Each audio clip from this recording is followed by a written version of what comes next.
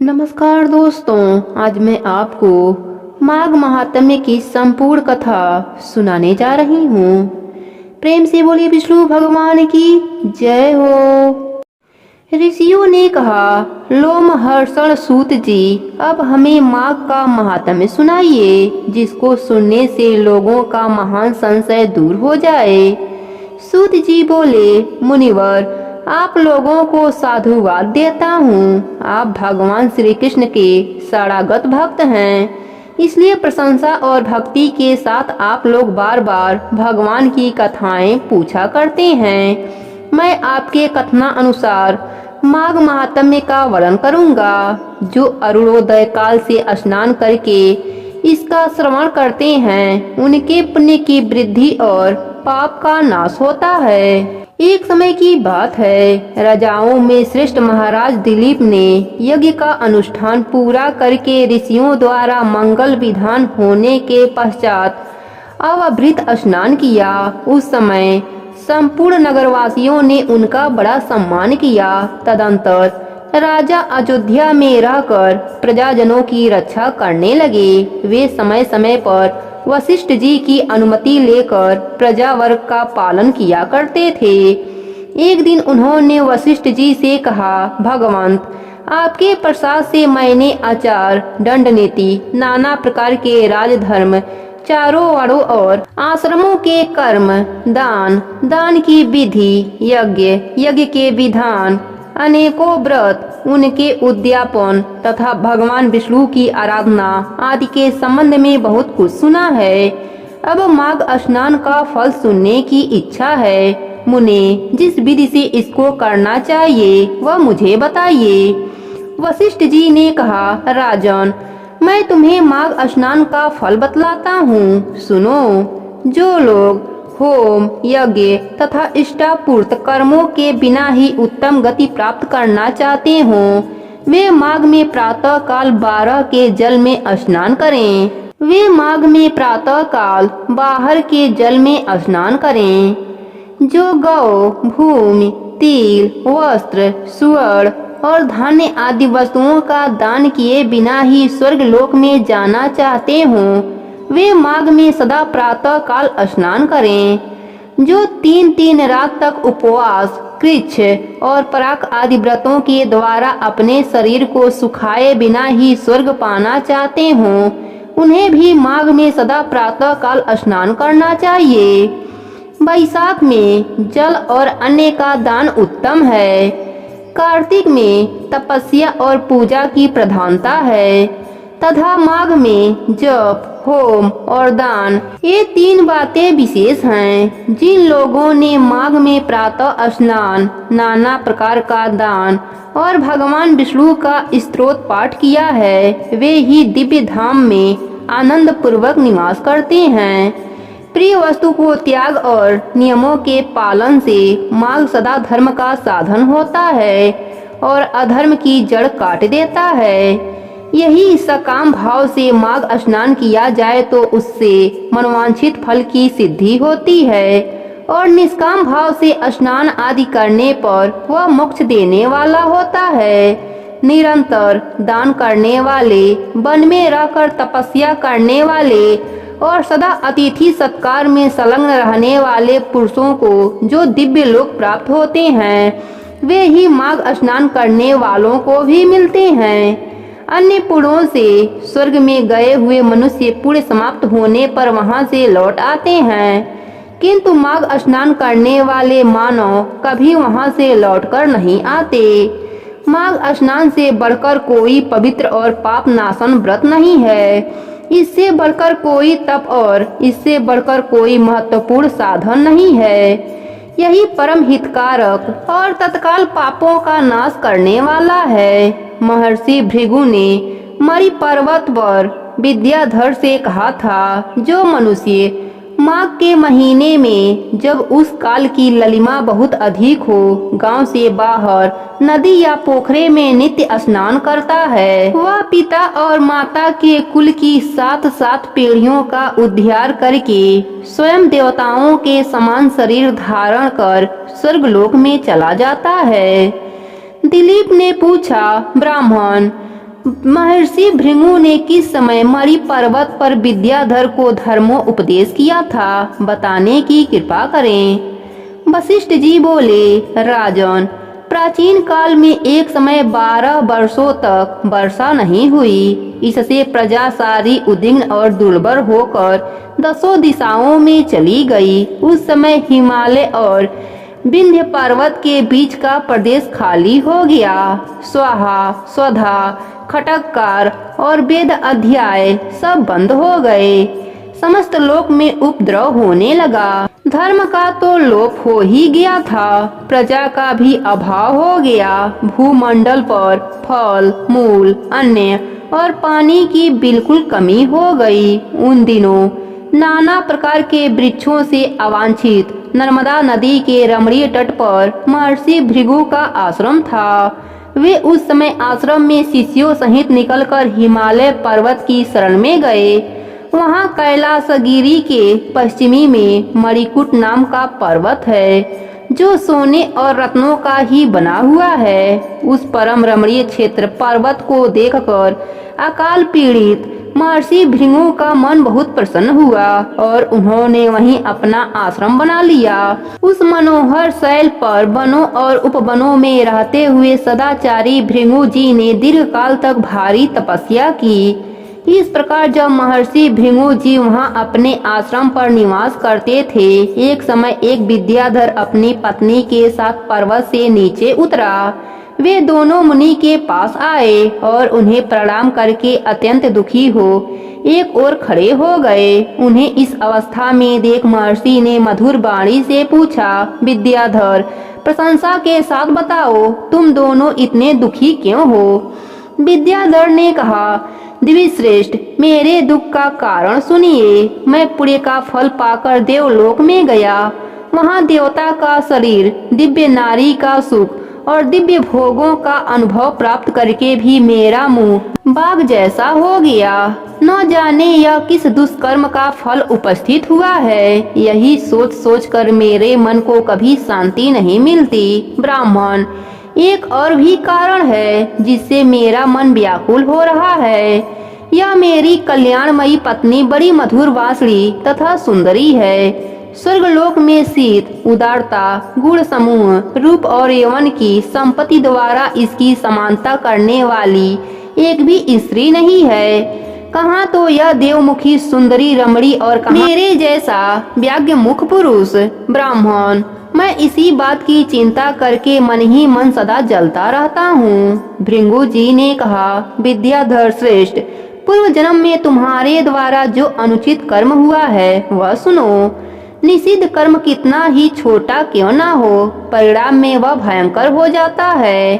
तुमने पूर्व जन्म में माघ के महीने में एकादशी को उपवास करके द्वादशी के दिन शरीर में तेल लगा लिया था। इसी से तुम्हारा मुंह बाघ के समान हो गया।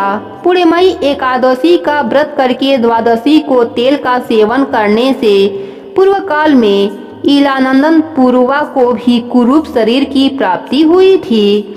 वे अपने शरीर को कुरूप देख उसके दुख से बहुत दुखी हुए और गिरिराज हिमालय पर जाकर गंगा जी के किनारे स्नान आदि से पवित्र हो प्रशंसा पूर्वक कुशा आसन पर बैठे। राजा ने अपनी संपूर्ण इंद्रियों को बस में करके हृदय में भगवान का ध्यान करना आरंभ किया।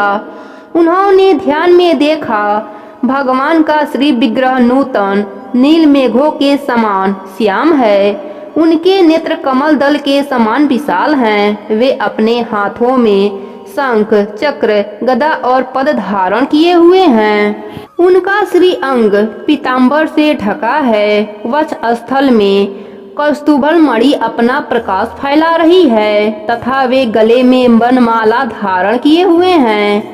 इस प्रकार श्री हरि का चिंतन करते हुए राजा ने प्राण आयु के मार्ग को भीतर ही रोक लिया और नासिका के अग्रभाग पर दृष्टि जमाए कुंडलिनी के मुख को ऊपर उठाकर स्वयं सुषुम्ना नाड़ी में स्थित हो गए। इस तरह 1 मास तक निराहार रहकर उन्होंने दुष्कर तपस्या की।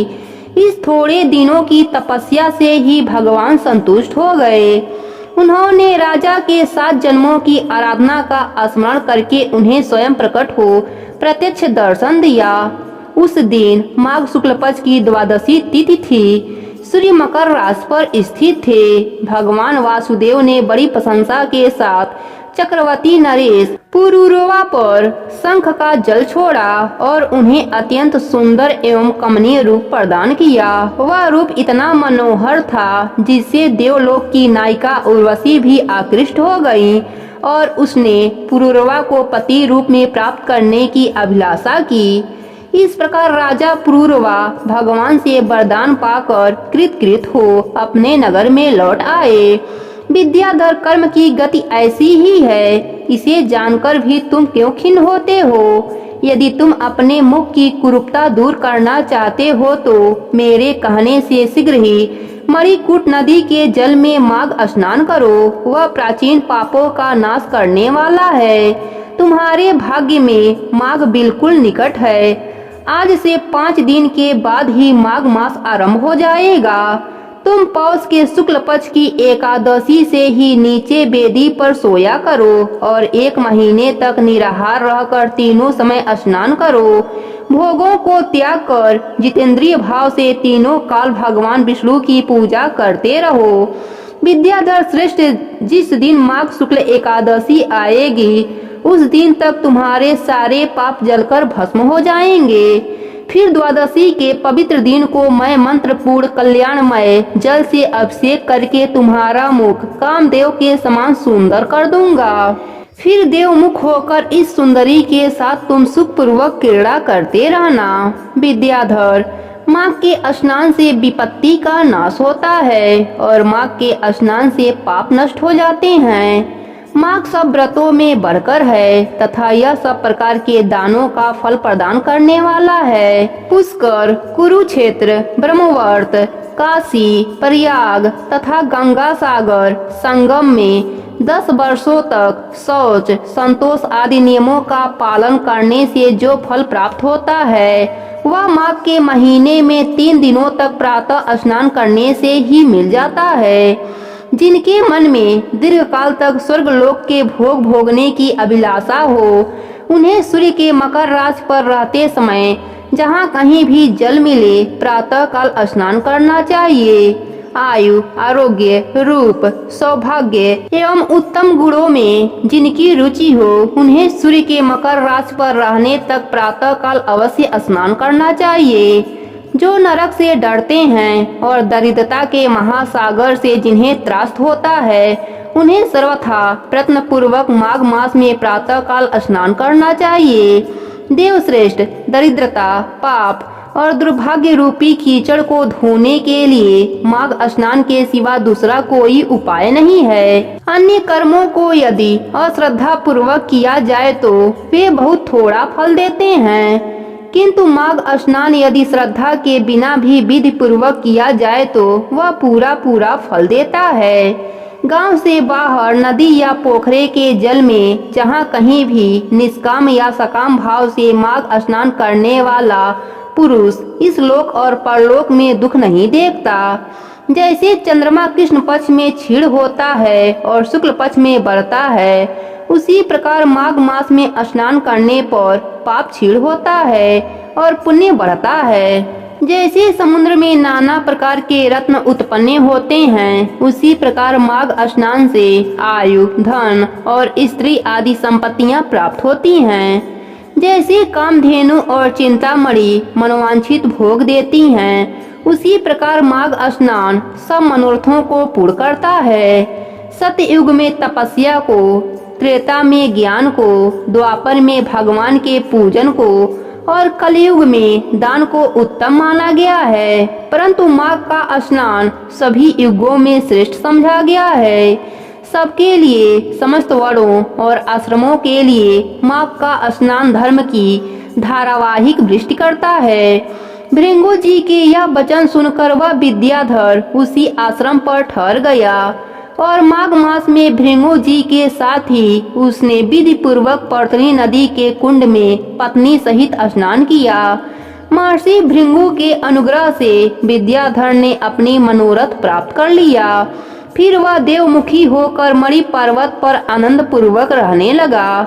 भृंगु जी उस पर कृपा करके बहुत प्रसन्न हुए और पुनः विघ्न पर्वत पर अपने आश्रम में चले आए। उस विद्याधर का मणिमय पर्वत की नदी में माघ स्नान करने मात्र से कामदेव के समान मुख हो गया तथा भृंगु जी भी नियम समाप्त करके शिष्यों सहित विंध्याचल पर्वत की घाटी में उतरकर नर्मदा तट पर आए।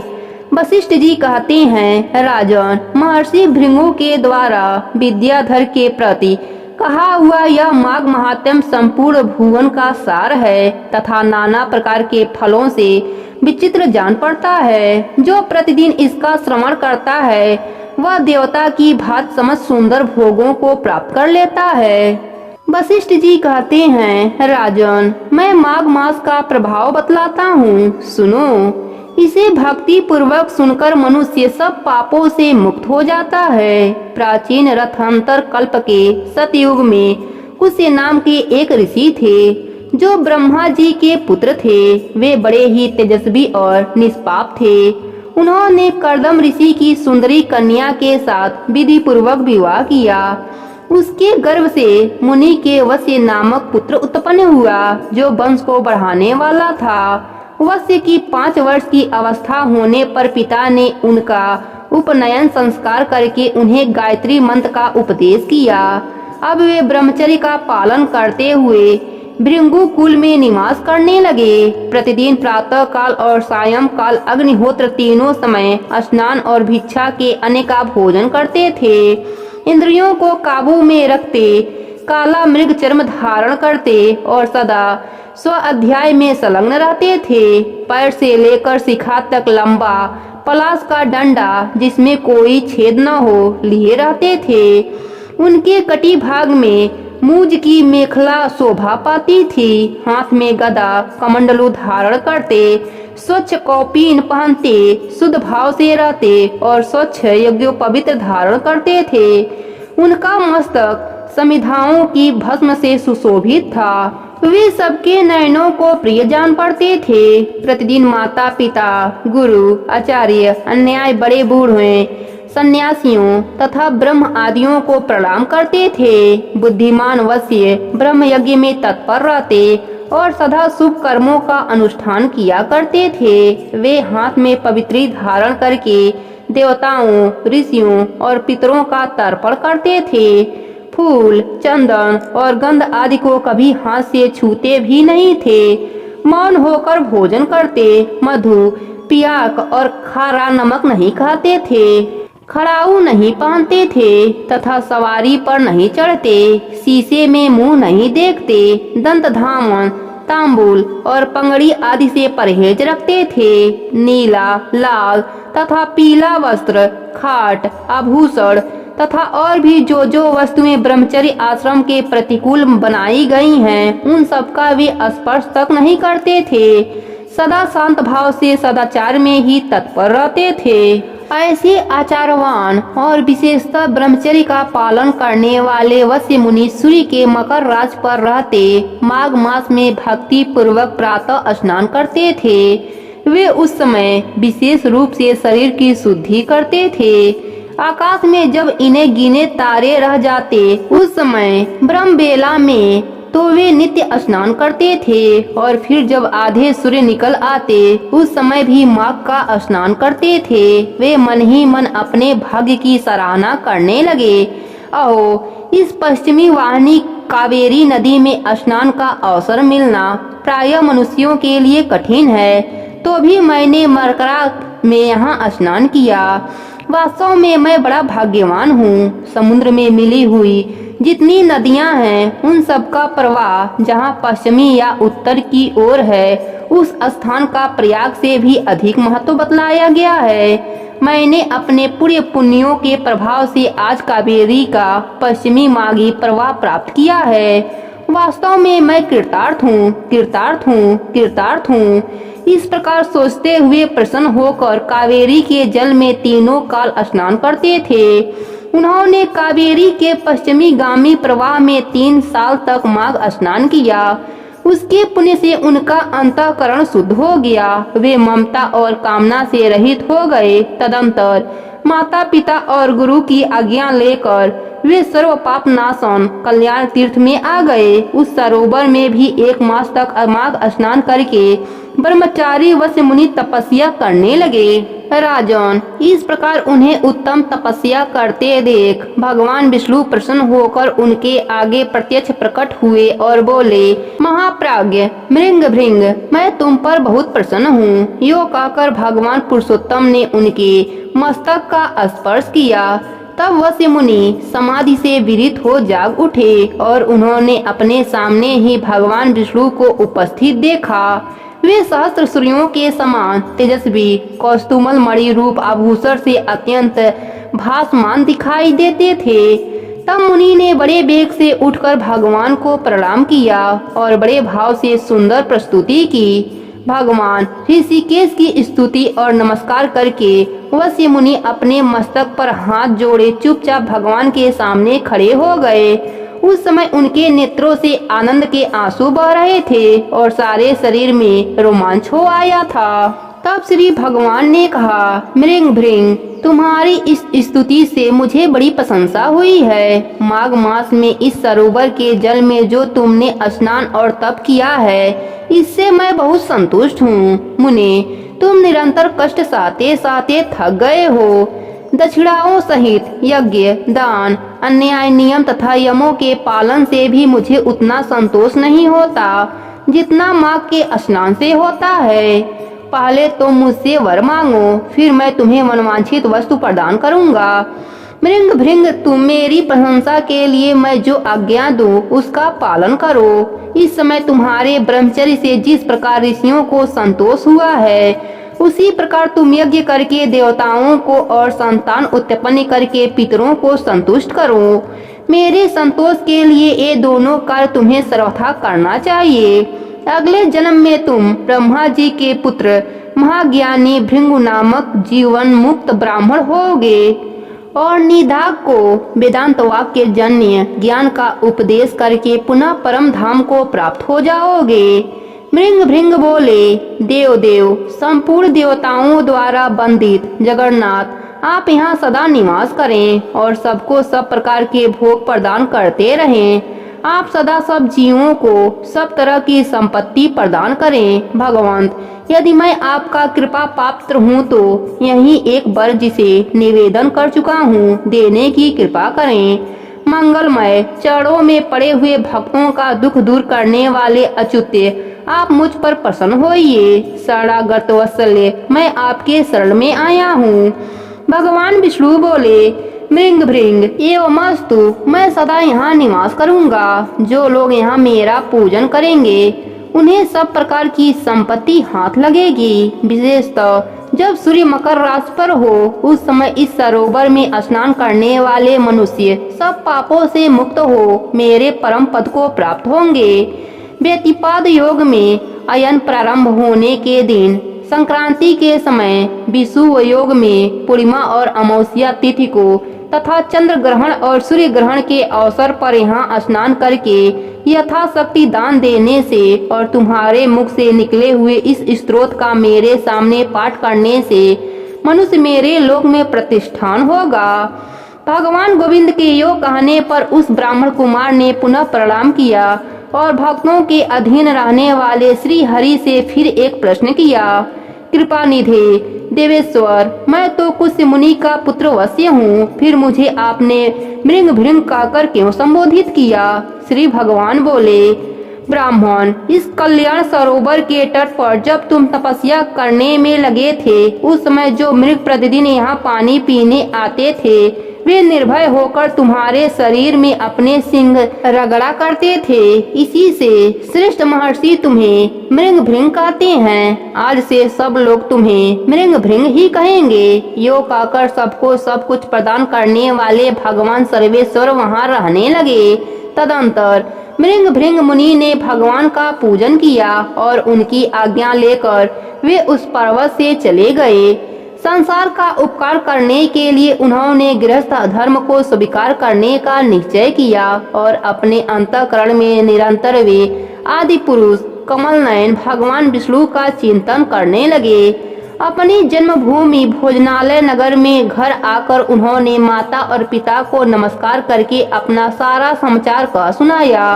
माता पिता के नेत्रों में आनंद के आंसू उछल आए।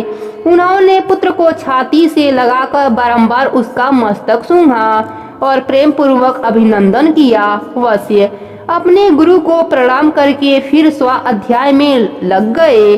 पिता माता और गुरु तीनों की प्रतिदिन सेवा करते हुए उन्होंने संपूर्ण वेदों का अध्ययन किया और गुरु की आज्ञा ले विधि पूर्वक व्रत स्नान और उपवर्ग का कार्य पूर्ण किया। तत्पश्चात महामना मृंग श्रृंग अपने पिता से इस प्रकार बोले, तात पुत्र की उत्पत्ति के लिए पिता और माता को जो क्लेश सहने पड़े हैं उनका बदला 100 वर्षों में भी नहीं चुकाया जा सकता। अतः पुत्र को उचित है कि वह माता पिता तथा गुरु का भी सदा ही प्रिय करे। इन तीनों के अत्यंत संतुष्ट होने पर वह तपस्या पूर्ण हो जाती है। इन तीनों की सेवा को ही सबसे बड़ा तप कहा गया है। इनकी आज्ञा का उल्लंघन करके जो कुछ भी किया जाता है वह कभी सिद्ध नहीं होता। विद्वान पुरुष इन्हीं तीनों की आराधना करके तीनों लोकों पर विजय पाता है। जिससे इन तीनों को संतोष हो वही मनुष्य के लिए चारों पुरुषार्थ कहा गया है। इनके सिवा जो कुछ भी है वह उपधर्म कहलाता है। मनुष्य को उचित है कि वह अखंड ब्रह्मचर्य का पालन करते हुए पिता से क्रमशः 3, 2 या 1 वेद का अध्ययन करने के पश्चात गृहस्थ आश्रम में प्रवेश करें। यदि पत्नी अपने बस में रहे तो गृहस्थ आश्रम में बढ़कर दूसरा कोई वस्तु नहीं है। पति और पत्नी की अनुकूलता धर्म अर्थ और काम की सिद्धि का प्रधान कारण है। यदि स्त्री अनुकूल हो तो स्वर्ग से क्या लेना है, घर की ही स्वर्ग हो जाता है। और यदि पत्नी विपरीत स्वभाव की मिल गई तो नरक में जाने की क्या आवश्यकता है। यही नरक का दृश्य उपस्थित हो जाता है। सुख के लिए गृहस्थ आश्रम स्वीकार किया जाता है किंतु वह सुख पत्नी से अधीन है। यदि पत्नी विनयशील हो तो धर्म अर्थ और काम की प्राप्ति निश्चय है। जो गृह कार्य में चतुर संतानवती पतिव्रता प्रिय वचन बोलने वाली और पति के अधीन रहने वाली है ऐसी उपयुक्त गुणों से युक्त नारी स्त्री के रूप में साक्षात लक्ष्मी है। इसलिए अपने समान वर्ग की उत्तम लक्षणों वाली भार्या से विवाह करना चाहिए। जो पिता के गोत्र अथवा माता के सपिकंड वर्ग से उत्पन्न न हुई हो वह स्त्री विवाह करने योग्य होती है तथा उसी से द्विजनों को धर्म की वृद्धि होती है। जिनको कोई रोग न हो, जिसके भाई हों, जो अवस्था और कद में अपने से कुछ छोटी हो, जिसका मुख सौम्य हो तथा जो मधुर भाषण करने वाली हो ऐसी भार्या के साथ द्विज को विवाह करना चाहिए। जिसका नाम पर्वत नक्षत्र वृक्ष नदी सर्प पक्षी तथा नौकरों के समान पर न रखा गया हो, जिसके नाम में कोमलता हो ऐसी कन्या से बुद्धिमान पुरुष को विवाह करना चाहिए।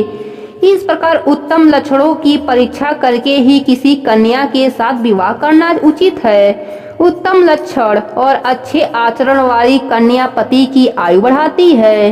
अतः पिताजी ऐसी भार्या कहाँ मिलेगी। कुत्स ने कहा, परम बुद्धिमान मृंग भृंग इसके लिए कोई विचार न करो। तुम्हारे जैसे सदाचारी पुरुष के लिए कुछ भी दुर्लभ नहीं है। जो सदाचारणी आलसी माघ स्नान न करने वाले अतिथि पूजा से दूर रहने वाले एकादशी को उपवास न रखने वाले महादेव जी की भक्ति से शून्य माता पिता से भक्ति न रखने वाले गुरु को संतोष न देने वाले गौओं की सेवा से विमुख ब्राह्मणों का हित न चाहने वाले यज्ञ होम और श्राद्ध न करने वाले दूसरों को न देकर अकेले खाने वाले दान धर्म और शीत से रहित तथा अग्निहोत्र न करके भोजन करने वाले हैं। ऐसे लोगों के लिए ही वैसी स्त्रियां दुर्लभ हैं। बेटा प्रातः काल स्नान करने पर माघ का महीना विद्या, निर्मल, कीर्ति, आरोग्य, वायु, अक्षय, धन, संपत्ति, पापों से मुक्ति तथा इंद्रलोक प्रदान करता है। बेटा, माघ मास सौभाग्य, सदाचार, संतान, वृद्धि, सत्संग, सत्य, उदार भाव, ख्याति, शूरता और बल सब कुछ देता है। कहाँ तक गिनाऊं, वह क्या क्या नहीं देता। पुण्यमय कमल के समान नेत्रों वाले भगवान विष्णु माघ स्नान करने से तुम पर प्रसन्न हैं। वशिष्ठ जी कहते हैं, राजन, पिता के ये सत्य वचन सुनकर मृंग भृंग मुनि मन ही मन बहुत प्रसन्न हुए। उन्होंने पिता के चरणों में मस्तक झुकाकर पुनः प्रणाम किया और दिन रात वे अपने हृदय में श्री हरि का चिंतन करने लगे। वशिष्ठ जी कहते हैं, राजन, भोजपुर में उच्चथय नाम एक श्रेष्ठ मुनि थे। उनके कमल के समान नेत्रों वाली एक कन्या थी जिसका नाम सुब्रता था। वह माघ मास में प्रतिदिन सवेरे ही उठकर अपनी कुमारी सखियों के साथ कावेरी नदी के पश्चिमी माघी प्रवाह में स्नान किया करती थी। स्नान के समय वह इस प्रकार प्रार्थना करती, देवी, तुम सहस्त्र पर्वत की घाटी से निकलकर श्रीरंग क्षेत्र में प्रवाहित होती हो। श्री कावेरी, तुम्हें नमस्कार है, मेरे पापों का नाश करो। मरुद वृद्धे, तुम बड़ी सौभाग्यशालिनी हो। माघ मास में जो लोग तुम्हारे जल में स्नान करते हैं उनके बड़े बड़े पापों को हर लेती हो। माता, मुझे मंगल प्रदान करो। पश्चिमी वाहिनी कावेरी, मुझे पति, धन, पुत्र, संपूर्ण मनोरथ और पतिवश्य पालन की शक्ति दो। यो कहकर सुब्रता कावेरी को प्रणाम करती और जब कुछ कुछ समय सूर्य का उदय होने लगता उसी समय वह नित्य स्नान किया करती थी। इस प्रकार उसने 3 वर्षों तक माघ स्नान किया। उसका उत्तम चरित्र तथा गृह कार्य में चतुरता देखकर पिता का मन बड़ा प्रसन्न रहता था। वे सोचने लगे, अपनी कन्या का विवाह किससे करूं। इसी बीच में कुशी मुनि ने अपने पुत्र ब्रह्मचारी वश्य का विवाह करने के लिए उच्चथ्य की सुमुखी कन्या सुब्रता का वरण करने का विचार किया। सुब्रता बड़ी सुंदर थी, उसमें अनेक शुभ लक्षण थे। वह बाहर भीतर से शुद्ध तथा निरोग थी। उस समय उसकी कहीं तुलना नहीं थी। वश्य मुनि ने उससे विवाह करने की अभिलाषा की। एक दिन सुब्रता अपने 3 सखियों के साथ माघ स्नान करने के लिए अरुणोदय के समय कावेरी के तट पर आई। उसी समय एक भयानक जंगली हाथी पानी से निकला। उसे देखकर सुब्रता आदि कन्याएं भय से व्याकुल होकर भागी। हाथी भी बहुत दूर तक उनके पीछे पीछे गया। चारों कन्याएं वेग से दौड़ने के कारण हाँफने लगीं और तिनकों से ढके हुए एक बहुत बड़े जल शून्य कुएं में गिर पड़ी। कुएं में गिरते ही उनके प्राण निकल गए। जब वे घर लौटकर नहीं आईं, तब माता पिता उनकी खोज करते हुए इधर उधर भटकने लगे। उन्होंने वन वन में घूमकर झाड़ी झाड़ी छान डाली। आगे जाने पर उन्हें एक गहरा कुआं दिखाई दिया जो तिनकों से ढका होने के कारण प्रायः दृष्टि में नहीं आता था। उन्होंने देखा वे कमल लोचन कन्याएं कुएं के भीतर निर्जीव होकर पड़ी हैं। उनकी माताएं कन्याओं के पास चली गईं और शोकग्रस्त हो बारंबार उन्हें छाती से लगाकर बिमले, कमले, सुब्रते, सुरसे आदि नाम ले लेकर विलाप करने लगीं। कन्याओं की माताएं जब इस प्रकार जोर जोर से रुदन कर रही थीं, उसी समय तमस्या के भंडार, क्रांतिमार, धीर तथा जितेंद्रिय श्रीमान मृग भृंग मुनि वहां आ पहुँचे। उन्होंने मन ही मन एक उपाय सोचा और सोचकर उन्हें आश्वासन देते हुए कहा, जब तक इन कमल नयनी कन्याओं को जीवित न कर दूं, तब तक आप लोग इसके सुंदर शरीर की रक्षा करें। यो कहकर मुनि परम पावन कावेरी के तट पर गए और कंठ भर पानी में खड़े हो मुख एवं भुजाओं को ऊपर उठाए सूर्य देव की ओर देखते हुए मृत्यु देवता की स्तुति करने लगे। इसी बीच में एक समय वहीं हाथी पानी के भीतर से उठा और उन ब्राह्मण मुनि को मारने के लिए सुर उठाए। वे बेग से उनके समीप आया। हाथी का क्रोध देखकर भी मुनिवर मृग श्रृंग जल से विचलित नहीं हुए, अपितु चित्रलिखित से चुपचाप खड़े रहे।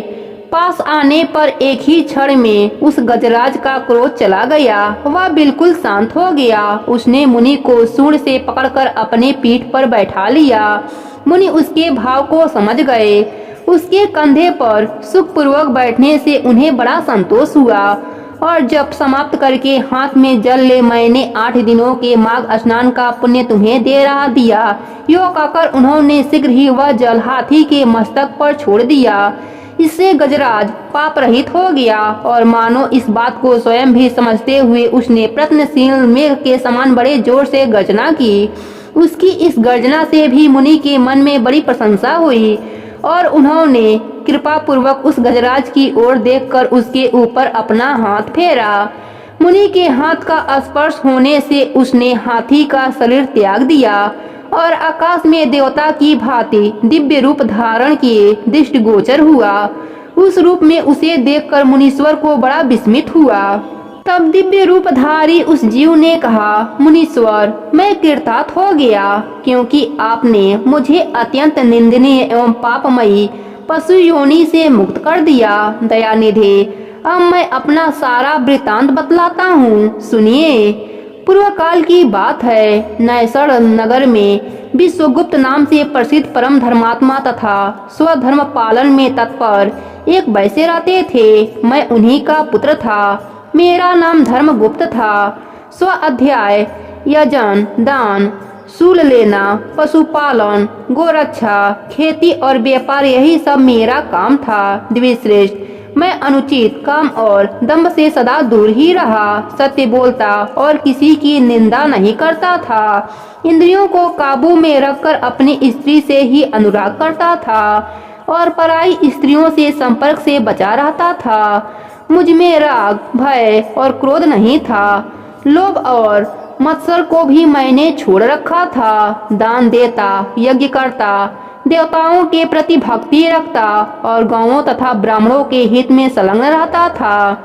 सदा धर्म, अर्थ और काम का सेवन करता तथा व्यापार के कामों में कभी किसी को धोखा नहीं देता था। ब्राह्मण लोग जब यज्ञ करते उस समय उन्हें बिना मांगे ही धन देता था। समय पर श्राद्ध और संपूर्ण देवताओं का पूजन करता था। अनेक प्रकार के सुगंधित द्रव्य, बहुत से पशु, दूध, दही, मट्ठा, गोबर, घास, लकड़ी, फल, मूल, नमक, जायफल, पीपर, अन्य साग के बीज, नाना प्रकार के वस्त्र, धातु, ईख के रस से तैयार होने वाली वस्तुएं और अनेक प्रकार के रस बेचा करता था। जो दूसरों को देता था वह तौल में कभी नहीं रहता था और जो औरों से लेता वह अधिक नहीं होता था। जिन रसों के बेचने से पाप होता है उनको छोड़कर अन्य रसों को बेचा करता था। बेचने में छल कपट से काम नहीं लेता था। जो मनुष्य साधु पुरुषों को व्यापार में ठगता है वह घोर नरक में पड़ता है तथा उसका धन भी नष्ट हो जाता है। मैं सब देवताओं, ब्राह्मणों तथा गौओं की प्रतिदिन सेवा करता और पाखंडी लोगों से दूर रहता था। ब्राह्मण किसी भी प्राणी से मन, वाणी और क्रिया द्वारा ईर्ष्या किए बिना ही जो जीविका चलाई जाती है वही परम धर्म है। मैं ऐसे ही जीविका से जीवन निर्वाह करता था। इस प्रकार धर्म के मार्ग से चलकर मैंने 1 करोड़ स्वर्ण मुद्राओं का उपार्जन किया। मेरे एक ही पुत्र था जो संपूर्ण गुणों में श्रेष्ठ था। मैंने अपने सारे धन को 2 भागों में बांटकर आधा तो पुत्र को दे दिया और आधा अपने लिए रखा। अपने हिस्से का धन लेकर पोखरा खुदवाया, नाना प्रकार के वृक्षों से युक्त बगीचा लगवाया, अनेक मंडपों से सुशोभित देव मंदिर बनवाया, मरुभूमि के मार्गों में पौसले और कुएं बनवाए तथा ठहरने के लिए धर्मशालाएं तैयार कराई। कन्यादान, गोदान और भूमि दान किए। तिल, चावल, गेहूं और मूंग आदि का भी दान किया। उड़द, धान, तिल और घी आदि का दान तो मैंने बहुत बार किया। तदंतर रस के चमत्कारों का वर्णन करने वाला कोई कपालिक मेरे पास आया और कौतूहल पैदा करने के लिए कुछ करामात दिखाकर उसने मुझे अपने माया जाल में फंसाकर ठग लिया। उसकी कौतूहल को देखकर उसके प्रति मेरा विश्वास बढ़ गया और रसवाद, चांदी, सोना आदि बनाने के नाम पर मेरा सारा धन बर्बाद हो गया। उस कपालनिक ने मुझे भ्रम में डालकर बहुत दिनों तक भटकाया। उसके लिए धन दे देकर मैं दरिद्र हो गया। माघ का महीना आया और मैंने 10 दिनों तक सूर्योदय के समय महान नदी में स्नान किया, किंतु बुढ़ापे के कारण इससे अधिक समय तक मैं स्नान का नियम चलाने में असमर्थ हो गया। इसी बीच में मेरा पुत्र देवांतर के को चला गया, घोड़े मर गए, खेती नष्ट हो गई और बेटे ने बेस्या रख ली। फिर भी भाई बंधु यह सोचकर कि वह बेचारा बूढ़ा धर्मात्मा और पुण्यवान है, धर्म के ही उद्देश्य से मुझे कुछ सूखा अन्न और भात दे दिया करते थे। अब मैं अपना धर्म बेचकर कुटुंब का पालन पोषण करने लगा, केवल माघ स्नान के फल को नहीं बेच सका। एक दिन जीवा की लोलोपिता के कारण दूसरे के घर पर खूब गले तक ठूस कर मिठाई खा ली। इससे जीवाड़ हो गया। जीवाड़ से अतिसार की बीमारी हुई और उससे मेरी मृत्यु हो गई। केवल माघ स्नान के प्रभाव से मैं एक मनवंतर स्वर्ग में देवराज इंद्र के पास रहा और पुण्य की समाप्ति हो जाने पर हाथी की योनि में उत्पन्न हुआ। जो लोग धर्म बेचते हैं वे हाथी ही होते हैं। विप्रवर, इस समय आपने हाथी की योनि से भी मेरा उद्धार कर दिया। मुझे स्वर्ग की प्राप्ति होने के लिए आपने पुण्य दान किया है। मुनीश्वर, मैं कृतार्थ हो गया, कृतार्थ हो गया, कृतार्थ हो गया। आपको नमस्कार है, नमस्कार है, नमस्कार है। यह कहकर वह स्वर्ग को चला गया। सच है, सत्पुरुषों का संग उत्तम गति प्रदान करने वाला होता है। इस प्रकार महानुभाव मृंग श्रृंग वैश्य को हाथी की योनि से मुक्त करके स्वयं गले तक पानी में खड़े हो सूर्य नंदन यमराज की स्तुति करने लगे। ओम यम धर्मराज मृत्यु अंतक वैवस्त काल सर्वभूत क्षय औदुंबर दंड नील परमेष्टि बिकोदर चित्र और चित्रगुप्त, इन 14 नामों से पुकारे जाने वाले भगवान यमराज को नमस्कार है, जिनका मुख दाढ़ों के कारण विकराल प्रतीत होता है और मैं देही भावों से युक्त आंखें क्रूरतापूर्ण जान पड़ती है, जिनके शरीर में ऊपर की ओर उठे हुए बड़े बड़े रोम हैं तथा ओठ भी बहुत लंबे दिखाई देते हैं। ऐसे आप यमराज को नमस्कार है। आपकी अनेक भुजाएं हैं, अनंत आँख है और कजनगिरी के समान काला शरीर और भयंकर रूप है। आपको नमस्कार है भगवान। आपका वेग बड़ा भयानक है। आप पापियों को भय देते, काल दंड के धमकाते और सब प्रकार के अस्त्र शस्त्र धारण करते हैं। बहुत बड़ा भैंसा आपका वाहन है। आपके नेत्र दहकते हुए अंगारों के समान जान पड़ते हैं। आप महान हैं। मेरु पर्वत के समान आपका विशाल रूप है। आप लाल माला और वस्त्र धारण करते हैं। आपको नमस्कार है। कल्पांत के मेघों की भांति जिनकी गंभीर गर्जना और प्रलयकालीन वायु के समान प्रचंड वेग हैं, जो समुद्र को पी जाते, संपूर्ण जगत को ग्रास बना लेते, पर्वत को भी चबा जाते और मुख से आग उगलते हैं, उन भगवान यमराज को नमस्कार है। भगवंत, अत्यंत घोर और अग्नि के समान तेजस्वी काल रूप मृत्यु तथा बहुत से रोग आपके पास सेवा में उपस्थित रहते हैं। आपको नमस्कार है। आप भयानक मारी और अत्यंत भयंकर महामारी के साथ रहते हैं। पापियों के लिए आपका ऐसा ही स्वरूप है। आपको बारंबार नमस्कार है। वास्तव में तो आपका मुख खिले हुए कमल के समान प्रशंसा से पूर्ण है। आपके नेत्रों में करुणा भरी है। आप पितृ स्वरूप हैं। आपको नमस्कार है। आपके केश अत्यंत कोमल हैं और नेत्र भावों की रेखा में सुशोभित हैं। मुख के ऊपर मूछें बड़ी सुंदर जान पड़ती हैं। पके हुए बिंब फल के समान लाल ओठ आपकी शोभा बढ़ाते हैं। आप 2 भुजाओं से युक्त सूअर के समान कांतिमान और सदा प्रसन्न रहने वाले हैं। आपको नमस्कार है। आप सब प्रकार के आभूषणों से विभूषित रत्नमय सिंहासन पर विराजमान, श्वेत माला और श्वेत वस्त्र धारण करने वाले तथा श्वेत छत्र से सुशोभित हैं।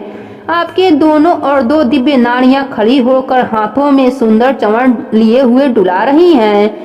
आपको नमस्कार है। गले के रत्नमय हार से आप बड़े सुंदर जान पड़ते हैं। रत्नमय कुंडल आपके कानों की शोभा बढ़ाते हैं। आपके हार और भुजबंद भी रत्न के ही हैं तथा आपके किरीट में नाना प्रकार के रत्न जड़े हुए हैं। आपकी कृपा दृष्टि सीमा का अतिक्रमण कर जाती है। आप मित्र भाव से सबको देखते हैं। सब प्रकार की संपत्तियां आपको समृद्धिशाली बनाती हैं। आप सौभाग्य के परम आश्रय हैं तथा धर्म और अधर्म के ज्ञान में निपुण सभासद आपकी उपासना करते हैं। आपको नमस्कार है। संयम निरपुरी की सभा में शुभ रूप वाले धर्म, शुभ लक्षण, सत्य, चंद्रमा के समान मनोहर रूपधारी, सम दूध के समान उज्जवल, दम तथा वर श्रमिक विशुद्ध आचार आपके पास मूर्तिमान होकर सेवा में उपस्थित रहते हैं।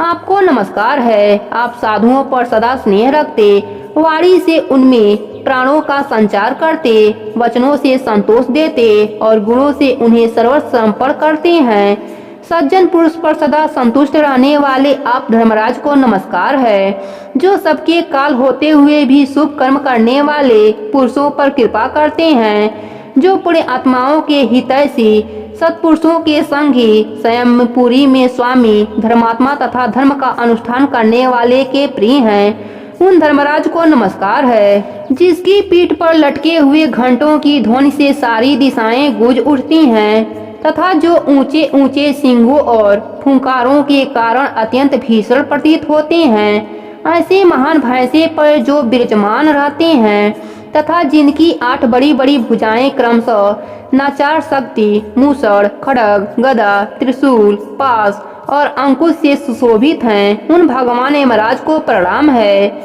जो 14 सत्पुरुषों के साथ बैठकर जीवों के शुभाशुभ कर्मों का भली भांति विचार करते हैं, साक्षियों द्वारा अनुमोदन कराकर उन्हें दंड देते हैं तथा संपूर्ण विश्व को शांत रखते हैं। उन दक्षिण दिशा के स्वामी शांत स्वरूप यमराज को नमस्कार है, जो कल्याण स्वरूप, भयहारी, शौच, संतोष आदि नियमों में स्थिर, मनुष्यों के नेत्रों को प्रिय लगने वाले श्रवाणी, संचर और वैश्वत मनु, इन तीनों की माता के सौतेले पुत्र पिवस्वान सूर्यदेव के आत्मज तथा सदाचारी मनुष्य को वर देने वाले उन भगवान यम को नमस्कार है। भगवान जब आपके दूत पापी जीवों को ढीढ़ा पूर्वक बांधकर आपके सामने उपस्थित करते हैं, तब आप उन्हें यह आदेश देते हैं कि इन पापियों को अनेक घोर नरकों में गिराकर छेद डालो, टुकड़े टुकड़े कर दो, जला दो, सुखा डालो, पीस दो। इस प्रकार की बातें कहते हुए यमुना जी के श्रेष्ठ भ्राता आप यमराज को मेरा प्रणाम है। जब आप अंतक रूप धारण करते हैं, उस समय आपके गोलाकार नेत्र किनारे किनारे से लाल दिखाई देते हैं। आप भीम रूप होकर भय प्रदान करते हैं। टेढ़ी भौवें के कारण आपका मुख वक्र जान पड़ता है। आपके शरीर का रंग उस समय नीला हो जाता है तथा आप अपने निर्दयी दूतों के द्वारा शास्त्रोक्त नियमों का उल्लंघन करने वाले पापियों को खूब कड़ाई के साथ धमकाते हैं। आपको सर्वदा नमस्कार है, जिन्होंने 5 महायज्ञों का अनुष्ठान किया है तथा जो सदा ही अपने कर्मों के पालन में संलग्न रहते हैं। ऐसे लोगों को दूर से ही विमान पर आते देख आप दोनों हाथ जोड़ आगे बढ़कर उनका स्वागत करते हैं। आपके नेत्र कमल के समान विशाल हैं तथा आप माता संज्ञा के सुयोग्य पुत्र हैं। आपको मेरा प्रणाम है, जो संपूर्ण विश्व में उत्कृष्ट निर्मल विद्वान, जगत के पालक, ब्रह्मा, विष्णु तथा शिव के प्रिय, सबके शुभाशुभ कर्मों के उत्तम साक्षी तथा समस्त संसार को शरण देने वाले हैं। उन भगवान यम को नमस्कार है। वशिष्ठ जी कहते हैं, इस प्रकार स्तुति करके मृंग भृंग ने उदारता और करुणा के भंडार तथा दक्षिण दिशा के स्वामी भगवान यम का ध्यान करते हुए उन्हें साष्टांग प्रणाम किया। इससे भगवान यम को बड़ी प्रशंसा हुई। वे महान तेजस्वी रूप धारण किए मुनि के सामने प्रकट हुए। उस समय उनका मुख कमल प्रशंसा से खिला हुआ था और किरीट, हार, केयूर तथा मणिमय कुंडल धारण करने वाले अनेक सेवक चारों ओर से उनकी सेवा में उपस्थित थे। यमराज ने कहा, मुने, मैं तुम्हारे इस स्त्रोत से बहुत संतुष्ट हूँ और तुम्हें वर देने के लिए यहाँ आया हूँ। तुम मुझसे मनवांछित वर मांगो, मैं तुम्हें अभिष्ट वर प्रदान करूँगा। उनकी बात सुनकर मुनीश्वर भृंग मुंग उठकर खड़े हो गए। यमराज को सामने उपस्थित देख उन्हें बड़ा विस्मित हुआ। उनके नेत्र प्रशंसा से खिल उठे। कृतांत को पाकर उन्होंने अपने आप को सफल मनोरथ समझा और हाथ जोड़कर कहा, भगवान, इन कन्याओं को प्राण दान दीजिए। मैं आपसे बारंबार यही याचना करता हूँ। मुनि का कथन सुनकर धर्मराज जी ने अदृश्य रूप से उन ब्राह्मण कन्याओं को उनके शरीर में भेज दिया। फिर तो सोकर उठे हुई भांति वे कन्याएं उठ खड़ी हुईं।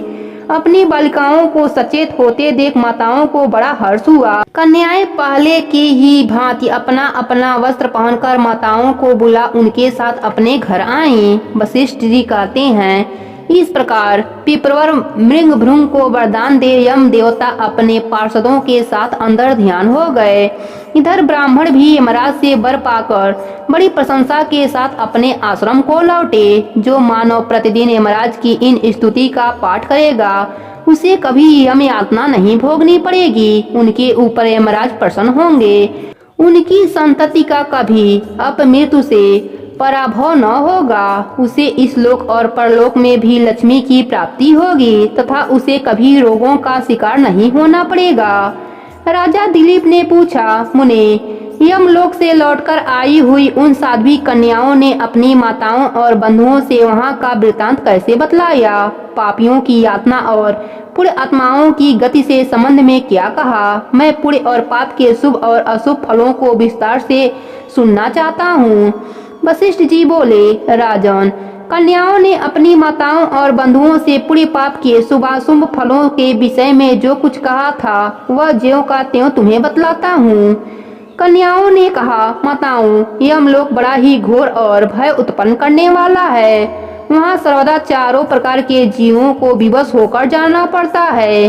गर्भ में रहने वाले अथवा जन्म लेने वाले शिशु, बालक, तरुण, अधेड़, बूढ़े, स्त्री, पुरुष और नपुंसक सभी तरह के जीवों को वहाँ जाना होता है। वहाँ चित्रगुप्त आदि समदर्शी एवं मध्यस्थ तत्पुरुष मिलकर देहधारियों के शुभ और अशुभ फल का विचार करते हैं। इस लोक में जो शुभ कर्म करने वाले कोमल हृदय तथा दयालु पुरुष हैं वे सौम्य मार्ग में यमलोक में जाते हैं। नाना प्रकार के दान और व्रतों में संलग्न रहने वाले स्त्री पुरुषों से सूर्यनंदन यम की नगरी भरी है। माघ स्नान करने वाले लोग वहाँ विशेष रूप से शोभित होते हैं। धर्मराज उनका अधिक सम्मान करते हैं। वहाँ उनके लिए सब प्रकार की भोग सामग्री सुलभ होती हैं। माघ स्नान में मन लगाने वाले लोगों के सैकड़ों हजारों विचित्र विचित्र विमान वहाँ शोभा पाते हैं। इन पुण्य आत्माओं जीवों को विमान पर बैठाकर आते देख सूर्यनंदन यम अपने आसन से उठकर खड़े हो जाते हैं और अपने पार्षदों के साथ जाकर उन सब की आवागामी करते हैं। फिर स्वागत पूर्वक आसन दे, पाद, अर्ध आदि निवेदन कर प्रिय वचनों में कहते हैं, आप लोग अपने आत्मा का कल्याण करने वाले महान आत्मा हैं, अतएव आप लोग धन्य हैं क्योंकि आपने दिव्य सुख की प्राप्ति के लिए पुण्य का उपार्जन किया है। अतः आप इस विमान पर बैठकर स्वर्ग को जाइए। स्वर्गलोक की कहीं तुलना नहीं है। वह सब प्रकार के दिव्य भोगों से परिपूर्ण है। इस प्रकार उनकी अनुमति ले पुण्यात्मा पुरुष स्वर्गलोक में जाते हैं। माताओं तथा बंधुजन, अब हम वहाँ के पापी जीवों के कष्ट का वर्णन करती हूँ। आप सब लोग धैर्य धारण करके सुने। जो क्रूरतापूर्ण कर्म करने वाले और दान न देने वाले पापी जीव हैं वहाँ यमराज के घर में अत्यंत भयंकर दक्षिण मार्ग से जाते हैं। यमराज का नगर अनेक रूपों में स्थित है। उसका विस्तार चारों ओर से 86,000 योजन समझना चाहिए। पूरे कर्म करने वाले पुरुषों को वहाँ बहुत निकट सा जान पड़ता है, किंतु भयंकर मार्ग से जाने वाले पापी जीवों के लिए वह अत्यंत दूर है। वह मार्ग कहीं तो तीखे कांटों से भरा होता है और कहीं रेत एवं कंकड़ों से, कहीं पत्थरों के ऐसे टुकड़े बिछे होते हैं जिनका किनारा छुरों के धार के समान तीखा होता है। कहीं बहुत दूर तक कीचड़ ही कीचड़ भरी रहती है। कहीं घातक अंगूर उगे होते हैं। कहीं कहीं लोहे की सुई के समान नुकीले कुशों से सारा मार्ग ढका होता है। इतना ही नहीं, कहीं कहीं बीच रास्ते में वृक्षों से भरे हुए पर्वत होते हैं जो किनारे पर भारी जल प्रताप के कारण अत्यंत दुर्गम जान पड़ते हैं। कहीं रास्ते पर दहकते हुए अंगारे बिछराते हैं। ऐसे मार्ग से पापी जीवों को दुखित होकर जाना पड़ता है। कहीं ऊंचे नीचे गड्ढे, कहीं फिसला देने वाले चिकने ढेले, कहीं खूब तपी हुई बालू और कहीं तीखी कीलों से वह मार्ग व्याप्त रहता है। कहीं कहीं अनेक शाखाओं में फैले हुए सैकड़ों वन और दुखियारी अंधकार हैं, जहाँ कोई सहारा देने वाला भी नहीं रहता। कहीं तपे हुए लोहे के कांटेदार वृक्ष, कहीं दावानल, कहीं तपी हुई शिला और कहीं हिम से वह मार्ग अवांछित रहता है। कहीं ऐसे बालू भरा रहता है जिसमें चलने वाला जीव कंठ तक धंस जाता है और बालू कान के पास तक आ जाता है। वही गर्म जल और कहीं कंडों की आग से यमलोक का मार्ग व्याप्त रहता है। कहीं धूल मिली हुई प्रचंड वायु का वेग बवंडर उठता है, कहीं बड़े बड़े पत्थरों की वर्षा होती है। उन सब की पीड़ा सहते हुए पापी जीव यमलोक में जाते हैं। रेत की भारी वृष्टि से सारा अंग भंग जाने के कारण पापी जीव रोते हैं। महान मेघों की समान गर्जना से बारंबार थर्रा उठते हैं। कहीं तीखे अस्त्र शस्त्रों की वर्षा होती है जिससे उनके सारे शरीर में घाव हो जाते हैं। तत्पश्चात उनके ऊपर नमक मिले हुए पानी की मोटी धाराएं बरसाई जाती है। इस प्रकार कष्ट सहन करते हुए उन्हें जाना पड़ता है। कहीं अत्यंत ठंडी, कहीं रूखी और कहीं कठोर वायु का सब ओर से आघात सहते हुए पापी जीव सूखते और रोते हैं। इस प्रकार वह मार्ग बड़ा ही भयानक है। वहाँ राख खर्च नहीं मिलता, कोई सहारा देने वाला नहीं रहता। वह सब ओर से दुर्गम और निर्जन है। वहाँ और कोई मार्ग आकर नहीं मिलता। वह बहुत बड़ा और आश्रय रहित है। वहाँ अंधकार ही अंधकार भरा रहता है।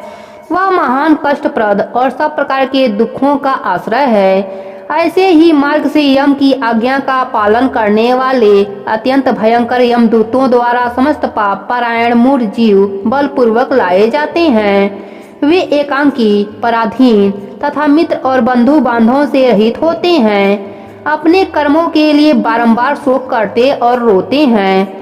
उनका आकार प्रेत जैसा होता है। उनके शरीर पर वस्त्र नहीं रहता। कंठ, ओठ और तालु सूखे होते हैं। वे शरीर से दुर्बल और भयभीत होते हैं तथा क्षुधा की आग से जलते रहते हैं। बलोम यमदूत किन्हीं किन्हीं पापी मनुष्यों को चित सुलाकर उनके पैर में सांगल बांध देते हैं और उन्हें घसीटते हुए खींचते हैं। कितने ही दूसरे जीव ललाट में अंकुश चुभाए जाने के कारण कलेह भोगते हैं। कितनों की बाहें पीठ की ओर घुमाकर बांध दी जाती है और उनके हाथ में कील ठोक दी जाती है। हाथ ही पैर में बेड़ी भी पड़ी होती है। इस दशा में भूख का कष्ट सहन करते हुए उन्हें जाना पड़ता है। कुछ दूसरे जीवों के गले में रस्सी बांधकर उन्हें पशुओं की भांति घसीटा जाता है और वे अत्यंत दुख उठाते रहते हैं। कितने ही दुष्ट मनुष्यों की जीवा में रस्सी बांधकर खींचा जाता है। किन्हीं की कमर में भी रस्सी बांधी जाती है और उन्हें गरगदियां देकर इधर उधर ढकेला जाता है। यमदूत किन्हीं की नाक बांधकर खींचते हैं और किन्हीं की गाल तथा ओठ छेदकर उसमें रस्सी डाल दी जाती है और उन्हें खींचकर ले जाया जाता है। तपे हुए सिसकियों से कितने ही पापियों के पेट छेदे जाते हैं। कुछ लोगों के कानों और ढोडियों में छेद करके उसमें रस्सी डालकर खींची जाती है।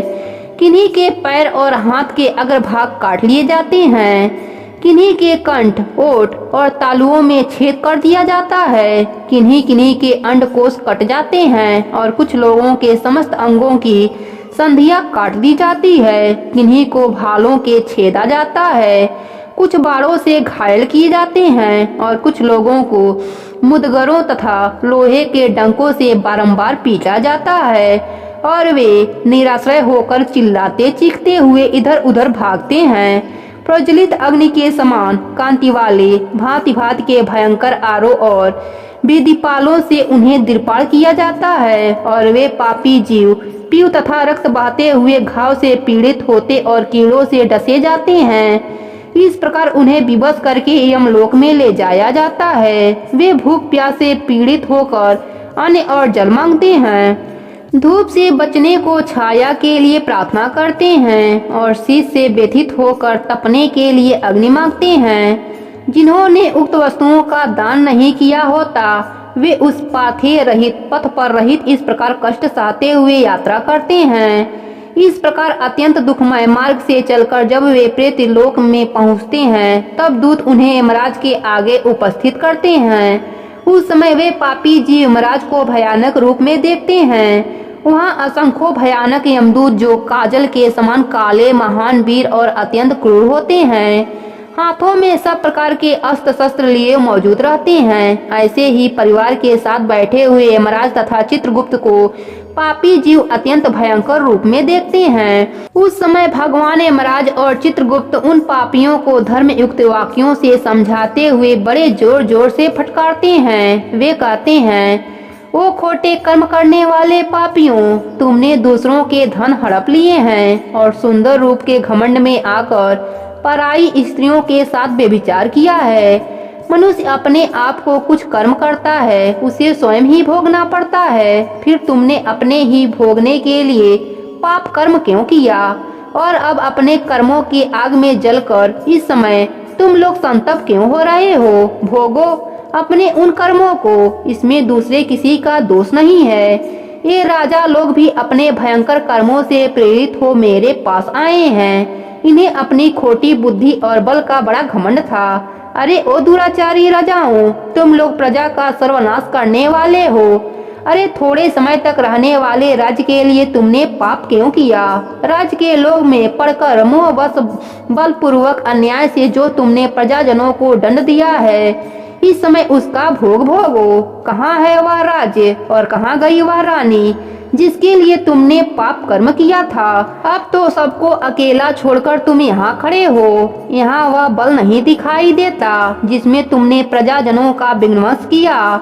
इस समय यमदूतों की मार पड़ने पर कैसा लग रहा है? इस तरह नाना प्रकार के वचनों द्वारा यमराज के उलझाना देने पर वे राजा अपने अपने कर्मों को सोचते हुए चुपचाप खड़े रह जाते हैं। इस प्रकार राजाओं से धर्म की बात कहकर धर्मराज उनके पाप पंकजी शुद्धि के लिए अपने दूतों से इस प्रकार कहते हैं, ओ चंड, ओ महाचंड, तुम इन राजाओं को पकड़कर ले जाओ और क्रमशः नरक की आग में डालकर इन्हें पापों से शुद्ध करो।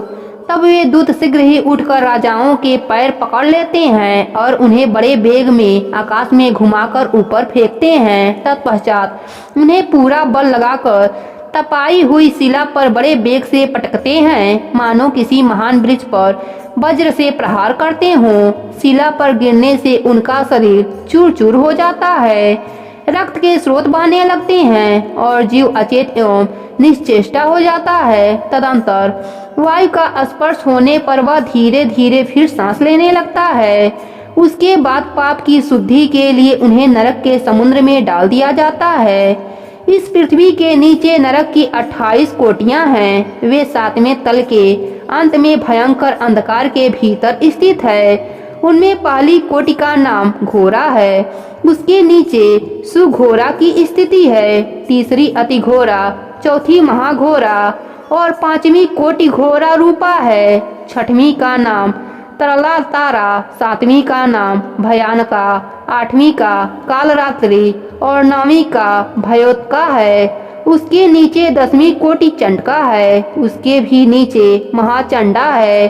12वीं का नाम चंड कोलाहला है। उसके बाद प्रचंडा, नरनायिका, कराला, विकराला और वज्रा है। 3 अन्य नरकों के साथ वज्र की 20वीं संख्या है। इसके सिवा त्रिकोड़ा, पंचकोड़ा, सुदीर्घा, परिवर्तुला, सप्तभौमा, अष्टभौमा, दीप्ता और माया, ये 8 और हैं। इस प्रकार नरक की कुल 28 कोटियां बताई गई हैं। उपयुक्त कोटियों में से प्रत्येक के 5-5 नायक हैं। उनके नाम सुनो। उनमें पहला रौरव, और जहाँ देवधारी जीव रोते हैं। दूसरा महारौरव, जिसकी पीड़ाओं से बड़े बड़े जीव भी रो देते हैं। तीसरा तम, चौथा शीत और 5वां उष्ण है। ये प्रथम कोटि के 5 नायक माने गए हैं। इसके सिवा सुघोर, सुतम, क्षीण, पद, सजीवन, सठ, महामाय, अतिलोम, सुभीड़, कठंस, त्रिवेग, कराल, विकराल, प्रकम्य, महापद, सुचक्र, कालश्रुत, प्रदंड, सूचिमुख, सुनेमी, खादक, सुप्रदक, कुंभिपाक, सुपाक, अधिदारुण कुंभ, अंगारुरसी, भवन। इस प्रकार के क्रमशः 5-5 के 28 समुदाय माने गए हैं। एक एक समुदाय एक एक कोटि नायक है। रौरव से लेकर अभिचिक कुल 140 नरक माने गए हैं। इन सब में पापी मनुष्य अपने अपने कर्मों के अनुसार डाले जाते हैं और जब तक भांति भांति की यातनाओं द्वारा उनके कर्मों का भोग समाप्त नहीं हो जाता तब तक वे उसी में पड़े रहते हैं। जैसे स्वर्ण आदि धातु जब तक उनकी मैल न जल जाए तब तक आग में तपाए जाते हैं, उसी प्रकार पापी पुरुष पाप क्षय होने तक नरकों की आग में शुद्ध किए जाते हैं। इस प्रकार कलेश रहकर जब ये प्रायः शुद्ध हो जाते हैं तब शेष कर्मों के अनुसार पुनः इस पृथ्वी पर आकर जन्म ग्रहण करते हैं। तृण और झाड़ी आदि के भेद में नाना प्रकार के स्वाथव होकर वहाँ के दुख भोगने के पश्चात पापी जीव कीड़ों की योनि में जन्म लेते हैं। फिर कीट योनि से निकलकर क्रमशः पक्षी होते हैं। पक्षी रूप से कष्ट भोग कर मृग योनि में उत्पन्न होते हैं। वहाँ के दुख भोग कर अन्य पशुओं में जन्म लेते हैं। फिर क्रमशः गोयोनि में आकर मरने के पश्चात मनुष्य रूप होते हैं। माताओं, हमने यमलोक में इतना ही देखा है। वहाँ पापी को बड़ी भयानक यातनाएं होती हैं। वहाँ ऐसे ऐसे नरक हैं जो न कभी देखे गए थे न कभी सुने गए थे। वह सब हम लोग न तो जान सकती हैं न देख सकती हैं। माताएं बोली, बस बस इतना ही बहुत हुआ, अब रहने दो। इन नरक यातनाओं को सुनकर हमारे सारे अंग शिथिल हो गए हैं, हृदय में क्षय आ गया है। बारंबार उनकी याद आ जाने से हमारा मन शुद्ध बुद्ध खो बैठता है। आंतरिक भय से उद्रेक से हम लोगों के शरीर में रोमांच हो आया है। कन्याओं ने कहा, माताओं, हम परम पवित्र भारत वर्ष में जो हमें जन्म मिला है यह अत्यंत दुर्लभ है। इसमें भी हजार हजार जन्म लेने के बाद पूरे राज के संशय से कदाचित कभी जीव मनुष्य योनि में जन्म पाता है, परंतु जो माघ स्नान में तत्पर रहने वाले हैं उनके लिए कुछ भी दुर्लभ नहीं है। उन्हें यहाँ ही परम मोक्ष मिल जाता है और पर्याप्त भोग सामग्री भी सुलभ होती है। भारत वर्ष को कर्म भूमि कहा गया है। अन्य जिनकी भूमियाँ हैं वे योग भूमि मानी गई हैं। यहाँ यति तपस्या और याजक यज्ञ करते हैं। यहाँ यही परलौकिक सुख के लिए श्रद्धा पूर्वक दान दिए जाते हैं। कितने ही धन्य पुरुष यही माघ स्नान करते और तपस्या करके अपने कर्मों के अनुसार ब्रह्म, इंद्र, देवता और मरुगणों का पद प्राप्त करते हैं। यह भारतवर्ष सभी देशों में श्रेष्ठ माना गया है क्योंकि यही मनुष्य धर्म तथा स्वर्ग और मोक्ष की सिद्धि कर सकते हैं। इस पवित्र भारत देश में क्षण भृंगु मानव जीव को पाकर जो अपने आत्मा का कल्याण नहीं करता उसने अपने आप को ठग लिया। मनुष्यों में भी अत्यंत दुर्लभ ब्राह्मण तत्व को पाकर जो अपना कल्याण नहीं करता उससे बढ़कर मूर्ख कौन होगा। जितने ही काल के बाद जीव अत्यंत दुर्लभ मानव जीवन प्राप्त करता है उसे पाकर ऐसा करना चाहिए जिससे कभी नरक में न जाना पड़े। देवता लोग भी यह अभिलाषा करते हैं कि हम लोग कब भारतवर्ष में जन्म लेकर माघ मास में प्रातः काल किसी नदी या सरोवर के जल में गोते लगाएंगे। देवता यही गीत गाते हैं कि जो लोग देवत्य के समान स्वर्ग और मोक्ष की प्राप्ति के मार्गभूत भारतवर्ष के भूभाग में मनुष्य जन्म धारण करते हैं वे धन्य हैं। हम नहीं जानते कि स्वर्ग की प्राप्ति कराने वाले अपने पूर्व कर्म के क्षीण होने पर किस देश में हमें पुनः देह धारण करना होगा। जो भारतवर्ष में जन्म लेकर सब इंद्रियों से युक्त है, किसी भी इंद्रिय से हीन नहीं है, वे ही मनुष्य धन हैं। अतः माताओं, तुम भय मत करो, आदर पूर्वक धर्म का अनुष्ठान करो। जिसके पास दान रूपी राह खर्च होता है वे यमलोक के मार्ग पर सुख से जाते हैं, अन्यथा उस पाथेय रहित पथ पर जीवों को कलेश भोगना पड़ता है। ऐसा जानकर मनुष्य पुण्य करे और पाप छोड़ दे। पुण्य से देवत्व की प्राप्ति होती है और अधर्म के नरक से में गिरता है। जो किंचित भी देवेश्वर भगवान श्री हरि की शरण में गए हैं वे भयानक यमलोक का दर्शन नहीं करते।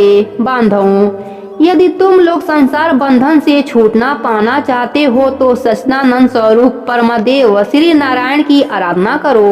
यह चराचर जगत आप लोगों की भावना संकल्प से निर्मित है।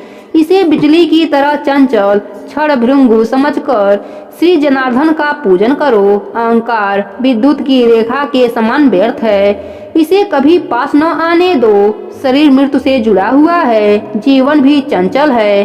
धन राजा आदि से प्राप्त होने वाली बाधाओं से परिपूर्ण है तथा संपत्ति क्षण भंगुर है। माताओं, क्या तुम नहीं जानती, आधी आयु तो नींद में चली जाती है, कुछ आयु भोजन आदि में पर्याप्त हो जाती है, कुछ बालकपन में, कुछ बुढ़ापे में, कुछ विषय भोगों के सेवन में ही बीत जाती है। फिर कितनी आयु लेकर तुम धर्म करोगी?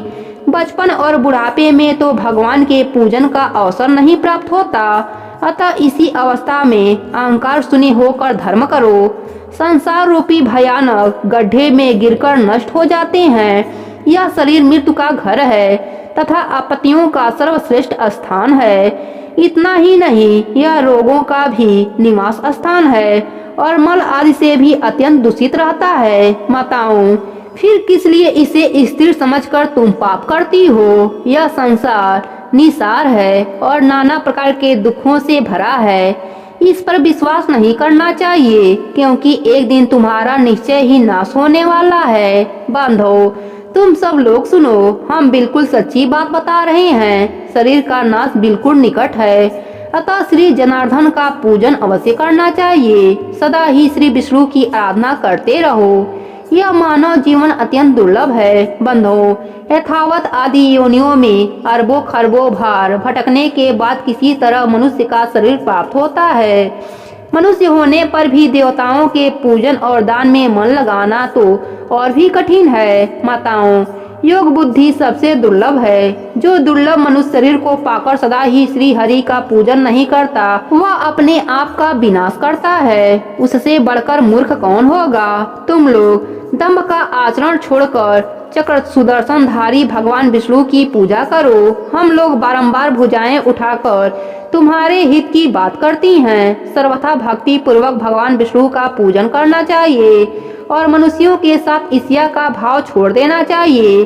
सबके धारण करने वाले जगदीश्वर भगवान अच्युत की आराधना किए बिना संसार सागर में डूबे हुए तुम सब लोग कैसे पार पाओगे? माताओं, अधिक कहने की क्या आवश्यकता, हमारी यह बात सुनो।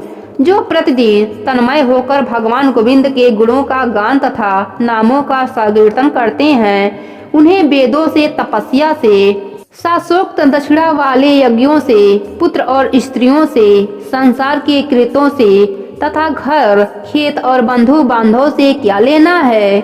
इसलिए तुम लोग भय छोड़कर श्री केशव की आराधना करो।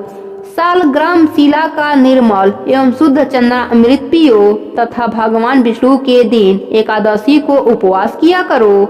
जब सूर्य मकर राशि स्थिर हो उस समय प्रतिदिन प्रातः काल स्नान करो। साथ ही पति की सेवा में लगी रहो। नरक का भय तो तुम्हें दूर से ही छोड़ देना चाहिए, क्योंकि सब पापों का नाश करने वाली परम पवित्र एकादशी तिथि प्रत्येक पक्ष में आती है। फिर तुम्हें नरक से भय क्यों हो रहा है? घर से बाहर के जल में स्नान करने से पुण्य प्रदान करने वाला माघ मास भी प्रतिवर्ष आया करता है। फिर तुम्हें नरक से भय क्यों होता है? वशिष्ठ जी कहते हैं, राजन, वे कन्याएं अपने माताओं से इस प्रकार कहकर पुनः माघ स्नान, उपवास आदि व्रत, धर्म तथा दान करने लगीं। वशिष्ठ जी कहते हैं, राजन, माघ स्नान और उपवास आदि महान पुण्य करने वाले मनुष्य इसी प्रकार दिव्य लोकों में जाते आते रहते हैं। पुण्य ही सर्वत्र आने जाने में कारक है। पूर्व काल में विप्र और पुष्कर भी यमलोक में गए थे और वहां बहुत से नरकीय जीवों को नरक से निकालकर फिर यहीं आप पूर्वत अपने घर में रहने लगे। त्रेता युग में जब भगवान श्री रामचंद्र जी राज्य करते थे, तभी एक समय किसी ब्राह्मण का पुत्र मरकर यमलोक में गया और पुनः जी उठा। क्या यह बात तुमने नहीं सुनी है? देवकी नंदन श्री कृष्ण ने अपने गुरु सांदीपनी के पुत्र को, जिसे बहुत दिन पहले ही ग्रास ने अपना ग्रास बना लिया था, पुनः यमलोक से आकर गुरु को अर्पण किया था। इसी प्रकार और भी कई मनुष्य यमलोक से लौट आए हैं। इस विषय में संदेह नहीं करना चाहिए। अच्छा बताओ, अब और क्या सुनना चाहते हो? दिलीप ने पूछा। मुने, पुष्कर नामक श्रेष्ठ ब्राह्मण कहाँ के रहने वाले थे? वे कैसे यमलोक आए और किस प्रकार उन्होंने नरक के पापियों का उद्धार किया? वशिष्ठ जी बोले, राजन, मैं महात्मा पुष्कर के चरित्र का वर्णन करता हूँ। वह सब पापों का नाश करने वाला है। तुम सावधान होकर सुनो। बुद्धिमान पुष्कर नंदीग्राम के निवासी थे। वे सदा अपने धर्म के अनुष्ठान में लगे रहने वाले और सब प्राणियों के हितैषी थे। सदा माघ स्नान और स्व अध्याय में तत्पर रहते और समय पर अनन्य भाव से श्री विष्णु की आराधना किया करते थे। महायोगी पुष्कर अपने कुटुंब के साथ रहते और नित्य अग्निहोत्री करते थे। राजन, वे अप्रेमीय हरे विष्णु, कृष्ण, दामोदर, अच्युत्य, गोविंद, अनंत, देवेश्वर इत्यादि रूप के केवल भगवान नाम के कीर्तन करते थे। महागते देवता का आराधना छोड़कर और किसी काम में उन ब्राह्मण देवता का मन स्वप्न में भी नहीं लगता था। एक दिन सूर्यनंदन महाराज ने अपने भयंकर दूतों को आज्ञा दी, जाओ नंदीग्राम निवासी पुष्कर ब्राह्मण को यहाँ पकड़ लाओ। यह आदेश सुनकर और यमराज के बताए हुए पुष्कर को न पहचान कर वे महात्मा पुष्कर को ही यमलोक में पकड़ लाए। पुष्कर को आते देख यमराज मन ही मन भयभीत हो गए और आसन से उठकर खड़े हो गए। फिर मुनि को आसन पर बैठाकर उन्होंने दूतों को फटकारा, तुम लोग ने यहाँ किसे ले आया? मैंने तो दूसरे पुष्कर को लाने के लिए कहा था। तुम लोगों के कितने पाप पुण्य विचार हैं। भला इन सब धर्मों के ज्ञाता, विशेषतः भगवान विष्णु के भक्त, सदा माघ स्नान करने वाले और उपवास परायण महात्मा पुरुष को यहाँ मेरे समीप क्यों लाए हो? दूत को इस प्रकार डांट बताकर प्रेतराज यम ने पुष्कर से कहा, ब्राह्मण, तुम्हारे पुत्र और स्त्री आदि सब बांधव बहुत व्याकुल होकर रो रहे हैं, अतः तुम अभी जाओ। तब पुष्कर ने यम से कहा, भगवान, यदि पापी पुरुष यातनावश शरीर धारण करके कष्ट भोगते हैं, उन सब नरकों को मैं देखना चाहता हूँ। यह सुनकर सूर्य कुमार यम ने पुष्कर को सैकड़ों और हजारों नरक दिखलाए। पुष्कर ने देखा, पापी जीव नरकों में पड़कर वहाँ कष्ट भोगते हैं। कोई सूली पर चढ़े हैं, किन्हीं को व्याघ्र खा रहा है जिससे वे अत्यंत दुखित हैं। कोई तपी हुई बालू पर जल रहे हैं, किन्हीं को कीड़े खा रहे हैं। कोई जलते हुए घड़े में डाल दिया गया है, कोई कीड़ों से पीड़ित है। कोई अपीस वन में दौड़ रहा है जिससे उनके अंग छिन्न भिन्न हो रहे हैं। किन्हीं को आरों से चीरा जा रहा है, कोई कुल्हाड़ों से काटा जा रहा है, किन्हीं को आरी से चीरा जा रहा है, किन्हीं को सुई चुभो चुभो कर गिराया जा रहा है और कोई सर्दी में पीड़ित हो रहा है। उनको तथा अन्य जीवों को नरक में पड़कर यातना भोगते देख पुष्कर को बड़ा दुख हुआ। वे उनसे बोले, क्या आप लोगों ने पूर्व जन्म में कोई पुण्य कर्म नहीं किया था जिससे यहाँ यातना में पड़कर आप सदा दुख भोगते हैं? नरक के जीवों ने कहा, विप्रवर, हमने पृथ्वी पर कोई पुण्य नहीं किया था, इसी से इन यातनाओं में पड़कर जलते और बहुत कष्ट उठाते हैं। हमने पराई स्त्रियों से अनुराग किया, दूसरों के धन चुराए, अन्य जीवों की हिंसा की, बिना अपराध की दूसरों पर लांछन लगाए, ब्राह्मणों की निंदा की और जिसके भरण पोषण का भार अपने ऊपर था उनके भोजन किए बिना ही हम सबसे पहले भोजन कर लिया करते थे। इन्हीं सब पापों के कारण हम लोग इस नरक अग्नि में दल रहे हैं। प्यासी गायें जब जल की ओर दौड़ती हुई जाती तो हम सदा उनके पानी पीने के विघ्न डाल दिया करते। गायों को कभी खिलाते पिलाते नहीं थे तो भी उनकी दूध दूहकर पेट पालने में लगे रहते थे। याचकों को दान देने में लगे हुए धार्मिक पुरुषों के कार्य में रोड़े अटकाया करते थे। अपनी स्त्री को त्याग दिया था, व्रत से भ्रष्ट हो गए थे, दूसरे के अन्न में ही सदा रुचि रखते थे, सरों पर स्त्रियों के साथ रमण करते थे, ब्राह्मणों को देने की प्रतिज्ञा करके भी लोभवश उन्हें दान नहीं दिया, हम धरों पर हड़प लेते थे, मित्रों से द्रोह करते तथा झूठी गवाही देते रहते थे। इन्हीं सब पापों के कारण आज हम दग्ध हो रहे हैं। पुष्कर ने कहा, क्या आप लोगों ने भगवान जनार्दन का एक बार भी पूजन नहीं किया? इसी से आप ऐसी भयानक दशा को पहुँचे हैं। जिन्होंने समस्त लोकों के स्वामी भगवान पुरुषोत्तम का पूजन किया है, उन मनुष्यों का मोक्ष तक हो जाता है, फिर पाप क्षय की तो बात ही क्या है। प्रायः आप लोगों ने श्री पुरुषोत्तम के चरणों में मस्तक नहीं झुकाया है, इसी से आपको इस अत्यंत भयंकर नरक की प्राप्ति हुई है। अब यहाँ हाहाकार करने से क्या लाभ? निरंतर भगवान श्री हरि का स्मरण कीजिए। वे श्री विष्णु समस्त पापों का नाश करने वाले हैं। मैं भी यहाँ जगदीश्वर के नामों का कीर्तन करता हूँ, वे नाम निश्चय ही आपका कल्याण करेंगे।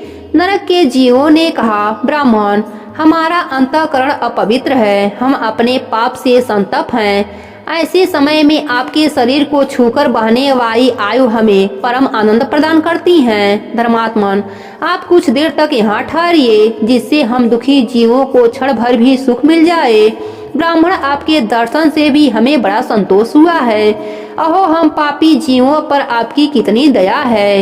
यमराज ने कहा, धर्म के ज्ञाता पुष्कर, तुमने नरक देख लिया, अब जाओ। तुम्हारी पत्नी दुख और शोक में डूबकर रो रही है। पुष्कर बोले, भगवान, जब तक इन दुखी जीवों की आवाज कानों में पड़ती है, तब तक कैसे जाऊं? जाने पर भी वहां मुझे क्या सुख मिलेगा? आपके किकिरोड़ी मार खाकर जो आग के ढेले में गिर रहे हैं, उन नरकी जीवों की यह दिन रात की पुकार सुनिए। कितने ही जीवों के मुख से निकली हुई यह ध्वनि सुनिए, हाय मुझे बचाओ, मेरी रक्षा करो, रक्षा करो। समस्त भूतों की आत्मा और सबके ईश्वर सर्वव्यापी श्री हरि मैं नित्य आराधना करता हूँ। इन सत्य के प्रभाव से नारकीय जीव तत्काल मुक्त हो जाएं। भगवान विष्णु सब में स्थित हैं और सब कुछ भगवान विष्णु में स्थित है। इस सत्य से नारकीय जीवों का तुरंत क्लेश से छुटकारा हो जाए। हे कृष्ण, हे अच्युत, हे जनार्दन, हे हरे, हे विष्णु, हे जनार्दन, यहाँ नरक के भीतर यातना में पड़े हुए इन सब जीवों की रक्षा कीजिए। पुष्कर के द्वारा उच्चारित भगवान के नाम सुनकर वहां नरक में पड़े हुए सभी पापी तत्काल नरक से छुटकारा पा गए। वे सब बड़ी प्रशंसा के साथ पुष्कर से बोले, ब्राह्मण, हम नरक से मुक्त हो गए, इससे संसार में आपकी अनुपम कीर्ति का विख्यात होगा। यमराज को भी इस घटना से बड़ा विस्मित हुआ। वे पुष्कर के पास जा प्रसन्नचित होकर वरदान के द्वारा उन्हें संतुष्ट करने लगे। वे बोले, धर्मात्मन, तुम पृथ्वी पर जाकर सदा वहीं रहो। तुम्हें और तुम्हारे सुहृदयों को भी मुझसे कोई भय नहीं है। जो मनुष्य तुम्हारे महात्म्य का प्रतिदिन स्मरण करेगा, उसे मेरी कृपा से अमृत्यु का भय नहीं होगा।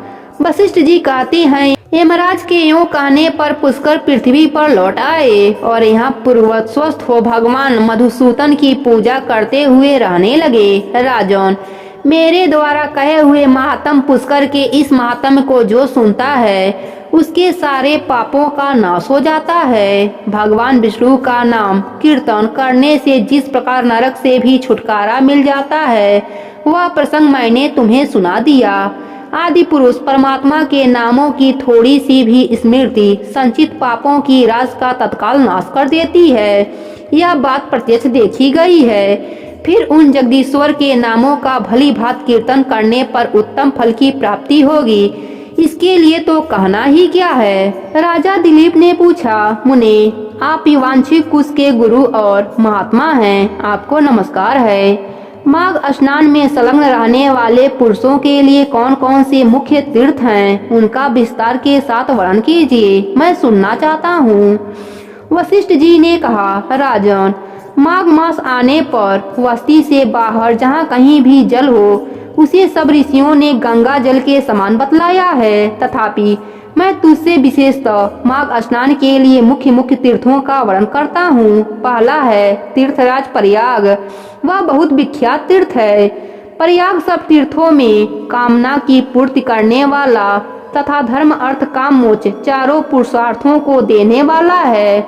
उसके सिवा नैमिषारण, कुरुक्षेत्र, हरिद्वार, उज्जैन, सरजू, यमुना, द्वारिका, अमरावती, सरस्वती और समुद्र का संगम, गंगा सागर संगम, कांची, त्र्यंबक तीर्थ, सप्त, गोदावरी का तट, कालंजर, प्रभास, बद्रिकाश्रम, महालय, ओकाछर क्षेत्र, पुरुषोत्तम क्षेत्र, जगदीश्वरपुरी, गोकर्ण, भृंगुकर्ण, भृंगुतुड़, पुष्कर, तुंगभद्रा, कावेरी, कृष्णावेणी, नर्मदा, सुवर्णमुखरी तथा वेगवती नदी ये सभी माघ मास में स्नान करने वाले के लिए मूर्ख तीर्थ हैं। गया नामक जो तीर्थ है वह पितरों के लिए तृप्तदायक और हितकर है। ये भूमि पर विराजमान तीर्थ हैं जिनका मैंने तुझसे वर्णन किया है। राजन, अब मानस तीर्थ बतलाता हूँ, सुनो। उसमें भली भात स्नान करने से मनुष्य परम गति को प्राप्त होता है। सत्य तीर्थ, क्षमा तीर्थ, इंद्रिय निग्रह तीर्थ, सत्य तीर्थ, क्षमा तीर्थ, इंद्रिय निग्रह तीर्थ, सर्वभूतदायिनी, आर्वर्ज तीर्थ, दान तीर्थ, दम तीर्थ, संतोष तीर्थ, ब्रह्मचर्य तीर्थ, नियम तीर्थ, मंत्र जप तीर्थ, प्रिय भाषण तीर्थ, ज्ञान तीर्थ, धैर्य तीर्थ, अहिंसा तीर्थ, आत्म तीर्थ, ध्यान तीर्थ और शिव स्मरणी तीर्थ ये सभी मानस तीर्थ हैं।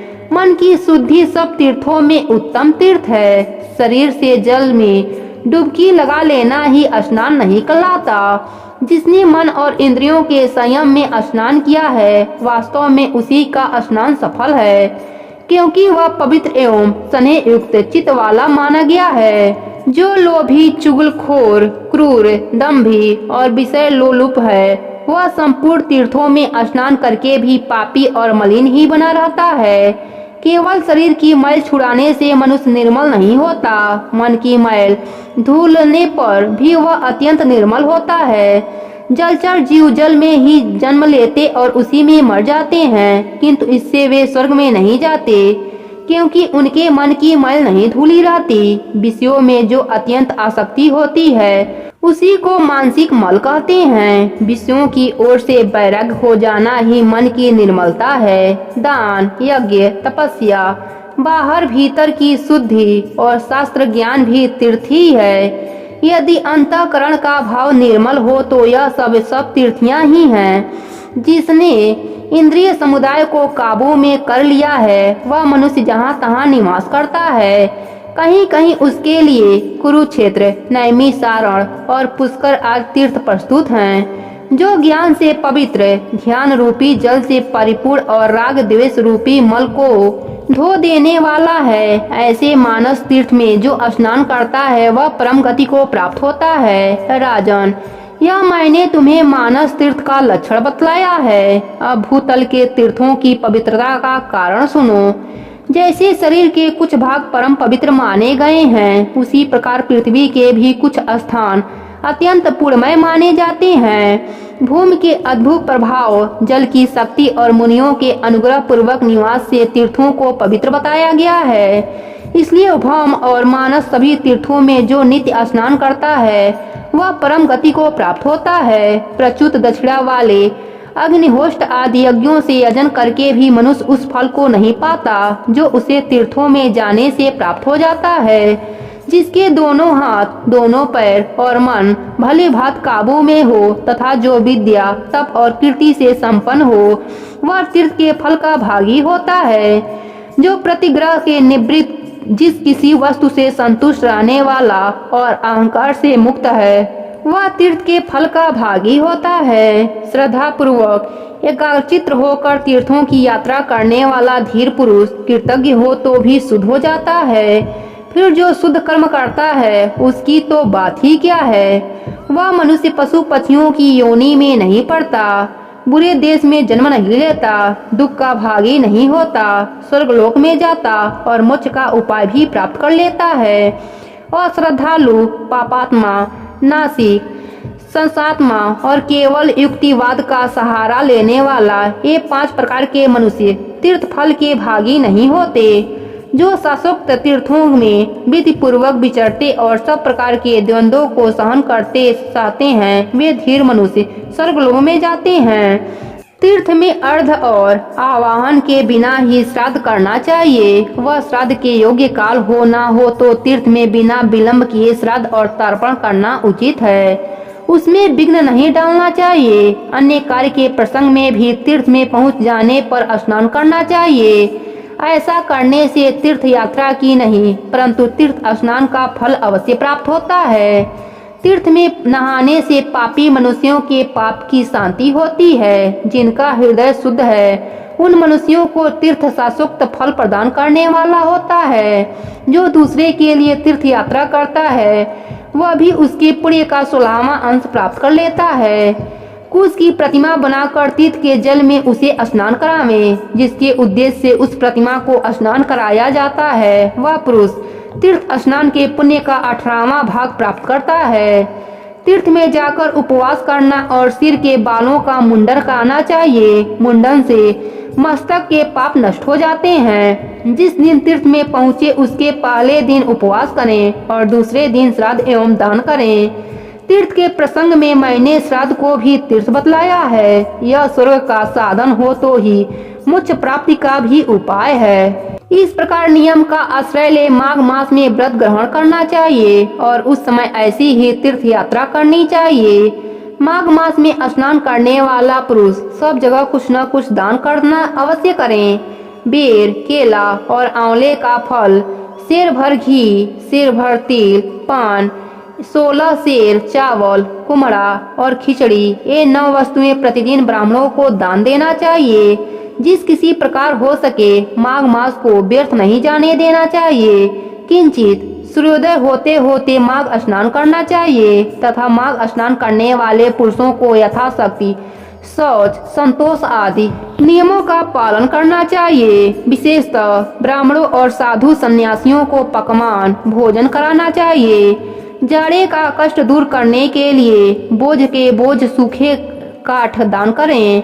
रुई भरा अंगा, सैया, गद्दा, यज्ञोपवीत, लाल वस्त्र, रुईदार रजाई, जायफल, लौंग, बहुत से पान, विचित्र विचित्र कंबल, हवा से बचने वाले गृह, मुलायम जूते और सुगंधित उपटन दान करें। माघ स्नान पूर्वतः घी, कंबल, पूजन सामग्री, काला अगर धूप, मोटी बत्ती वाले दीपक और भांति भांति के नैवेद्य से माघ स्नान जनित फल की प्राप्ति के लिए भगवान माधव की पूजा करें। माघ मास में डुबकी लगाने से सारे दोष नष्ट हो जाते हैं और अनेकों जन्म के उपार्जित संपूर्ण महापाप तत्काल विलीन हो जाते हैं। यह माघ स्नान की मंगल का साधन है।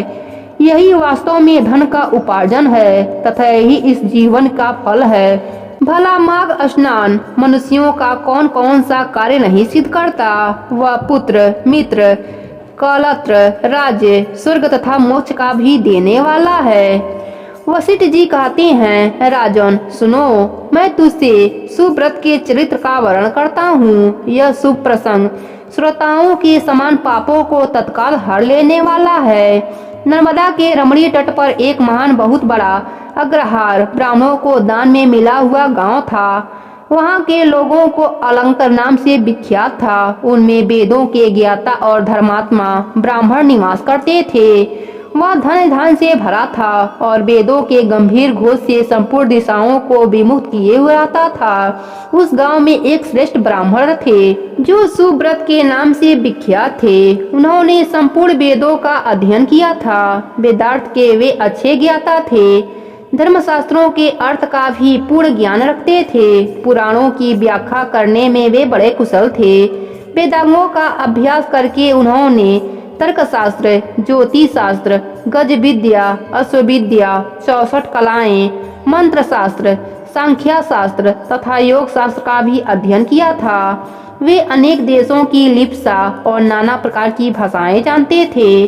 यह सब कुछ उन्होंने धन कमाने के लिए ही सीखा था तथा लोभ से मोहित होने के कारण अपने भिन्न भिन्न गुरुओं को दीक्षा गुरु दक्षिणा भी नहीं दी थी। उपायों के जानकार तो थे ही। उन्होंने उक्त उपायों से बहुत कुछ धन का उपार्जन किया। उनके मन में बड़ा लोभ था, इसलिए वे अन्याय में ही धन कमाया करते थे। जो वस्तु बेचने के योग्य नहीं है उनको भी बेचते और जंगल की वस्तुओं का भी विक्रय किया करते थे। उन्होंने चंडाल आदि से भी दान लिया, कन्या बेची तथा गौ, तिल, चावल, रस और तेल का भी विक्रय किया। वे दूसरों के लिए तीर्थ में जाते, दक्षिणा लेकर देवता की पूजा करते, वेतन लेकर पढ़ाते और दूसरों के घर खाते थे। इतना ही नहीं, वे नमक, पानी, दूध, दही और पकवान भी बेचा करते थे। इस तरह अनेक उपायों से उन्होंने यत्न पूर्वक धन कमाया। धन के पीछे उन्होंने नित्य नैमित्तिक कर्म छोड़ दिए थे, न खाते थे न दान करते थे। हमेशा अपना धन गिना करते थे कि कब कितना जमा हुआ। इस प्रकार उन्होंने 1,00,000 स्वर्ण मुद्राएं उपार्जित कर ली। धनोपार्जन में लगे लगे ही वृद्धा अवस्था आ गई और सारा शरीर जर्जर हो गया। काल के प्रभाव से समस्त इंद्रियां शिथिल हो गई। अब वे उठने और कहीं आने जाने में असमर्थ हो गए। धनोपार्जन का काम बंद हो जाने से स्त्री सहित ब्राह्मण देवता बहुत दुखी हुए। इस प्रकार चिंता करते करते जब उनका चित्त बहुत व्याकुल हो गया, तब उनके मन में सहसा विवेक का प्रभाव हुआ। सुब्रत अपने आप कहने लगे, मैंने नीच प्रतिग्रह से नहीं बेचने योग्य वस्तुओं के बेचने से तथा तपस्या आदि का विक्रय करने से यह धन जमा किया है, फिर भी मुझे शांति नहीं मिली। मेरी तृष्णा अत्यंत दुष्कर है। यह मेरू पर्वत के समान असंख्य सुवर्ण पाने की अभिलाषा रखती है। अहो, मेरा मन महान कष्टदायक और संपूर्ण क्लेशों का कारक है। सब कामनाओं को पाकर भी यह फिर दूसरी नवीन कामनाओं को प्राप्त करना चाहता है। बूढ़े होने पर सिर के बाल पक जाते हैं, दांत टूट जाते हैं, आंख और कानों की शक्ति भी क्षीण हो जाती है। किंतु एक तृष्णा भी ऐसी है जो उस समय भी नित्य तरुण हो जाती है। जिसके मन में कष्टदायिनी आशा मौजूद है, वह विद्वान होकर भी अज्ञानी है, अशांत है, क्रोधी है और बुद्धिमान होकर भी अत्यंत मूर्ख है। आशा मनुष्यों को नष्ट करने वाली है, उसे अग्नि के समान जलाना चाहिए। अतः जो विद्वान सनातन पद को प्राप्त करना चाहते हों, वह आशा का परित्याग कर दें। बल, तेज, यश, विद्या, सम्मान, शास्त्र ज्ञान तथा उत्तम कुलों में जन्म, इस सब को आशा शीघ्र ही नष्ट कर देती है। मैंने भी इसी प्रकार बहुत क्लेश उठाकर यह धन कमाया है। वृद्धा अवस्था में मेरे शरीर को भी गला दिया और सारा बल भी हर लिया। अब से मैं श्रद्धा पूर्वक परलोक सुधारने के लिए प्रयत्न करूंगा। ऐसा निश्चय करे कि ब्राह्मण देवता जब धर्म के मार्ग पर चलने के लिए उत्सुक हुए, उसी दिन रात में कुछ चोर उनके घर में घुस आए। आधी रात का समय था। आतताई चोरों ने ब्राह्मण को खूब कसकर बांध दिया और सारा धन लेकर चंपत हुए। चोरों के द्वारा धन छीन जाने पर ब्राह्मण अत्यंत दारुण विलाप करने लगा। हाय, मेरा धन कमाना धर्म, भोग अथवा मोक्ष किसी भी काम में नहीं आया। न तो मैंने उसे भोगा, न दान ही किया, फिर किस लिए धन का उपार्जन किया। हाय हाय, मैंने अपने आत्मा को धोखे में डालकर यह क्या किया। सब जगत से दान लिया और मदिरा का विक्रय किया। पहले तो एक ही गौला प्रतिग्रह नहीं लेना चाहिए। यदि एक को ले लिया तो दूसरी का प्रतिग्रह लेना कदापि उचित नहीं है। उस गौ को भी यदि बेच दिया जाए तो वह 7 पीढ़ियों को दग्ध कर देती है। इस बात को जानते हुए भी मैंने लोभवश ऐसे ऐसे पाप किए हैं। धन कमाने के जोश में मैंने एक दिन भी एकाग्रचित्त होकर अच्छी तरह संध्या उपासना नहीं किया। ध्यान रहित या ध्यान सहित प्राणायाम भी नहीं किया। 3 बार जल पीकर और 2 बार ओठ पोंछकर भली भांति आचमन नहीं किया। उतावली छोड़कर और हाथ में कुश की पवित्री लेकर मैंने कभी गायत्री मंत्र का वाचिक उपास अथवा मानस जप भी नहीं किया। जीवों का बंधन छुड़ाने वाले महादेव जी की आराधना नहीं की। जो मंत्र पढ़कर अथवा बिना मंत्र के ही शिवलिंग के ऊपर एक पत्ता या फूल डाल देता है, उसकी करोड़ों पीढ़ियों का उद्धार हो जाता है। किंतु मैंने कभी ऐसा नहीं किया। संपूर्ण पापों का नाश करने वाले भगवान विष्णु को कभी संतुष्ट नहीं किया। 5 प्रकार की हत्याओं के पाप शांत करने वाले पंच यज्ञों का अनुष्ठान नहीं किया। स्वर्गलोक की प्राप्ति करने वाले अतिथियों के सत्कार से भी वंचित रहा। सन्यासी का सत्कार करके उसे अन्न की भिक्षा नहीं दी। ब्रह्मचारी को विधि पूर्वक अतिथि के योग्य भोजन नहीं दिया। मैंने ब्राह्मणों को भांति भांति के सुंदर एवं महीन वस्त्र नहीं अर्पण किए। सब पापों का नाश करने के लिए प्रज्वलित अग्नि में घिसे भीगे हुए मंत्रपुत तिलों का हवन नहीं किया। श्री सूक्त, पावन मानी ऋचा, मंडल ब्राह्मण, पुरुष सूक्त और परम पवित्र शतरुद्रीय मंत्र का जप नहीं किया। पीपल के वृक्ष का सेवन नहीं किया। अर्क त्रयोदशी का व्रत त्याग दिया, वह भी यदि रात को अथवा शुक्रवार के दिन पड़े तो तत्काल सब पापों को हरने वाली है, किंतु मैंने उसकी भी उपेक्षा कर दी। ठंडी छाया वाले सघन वृक्ष का पौधा नहीं लगाया। सुंदर सैया और मुलायम गद्दा का दान नहीं किया।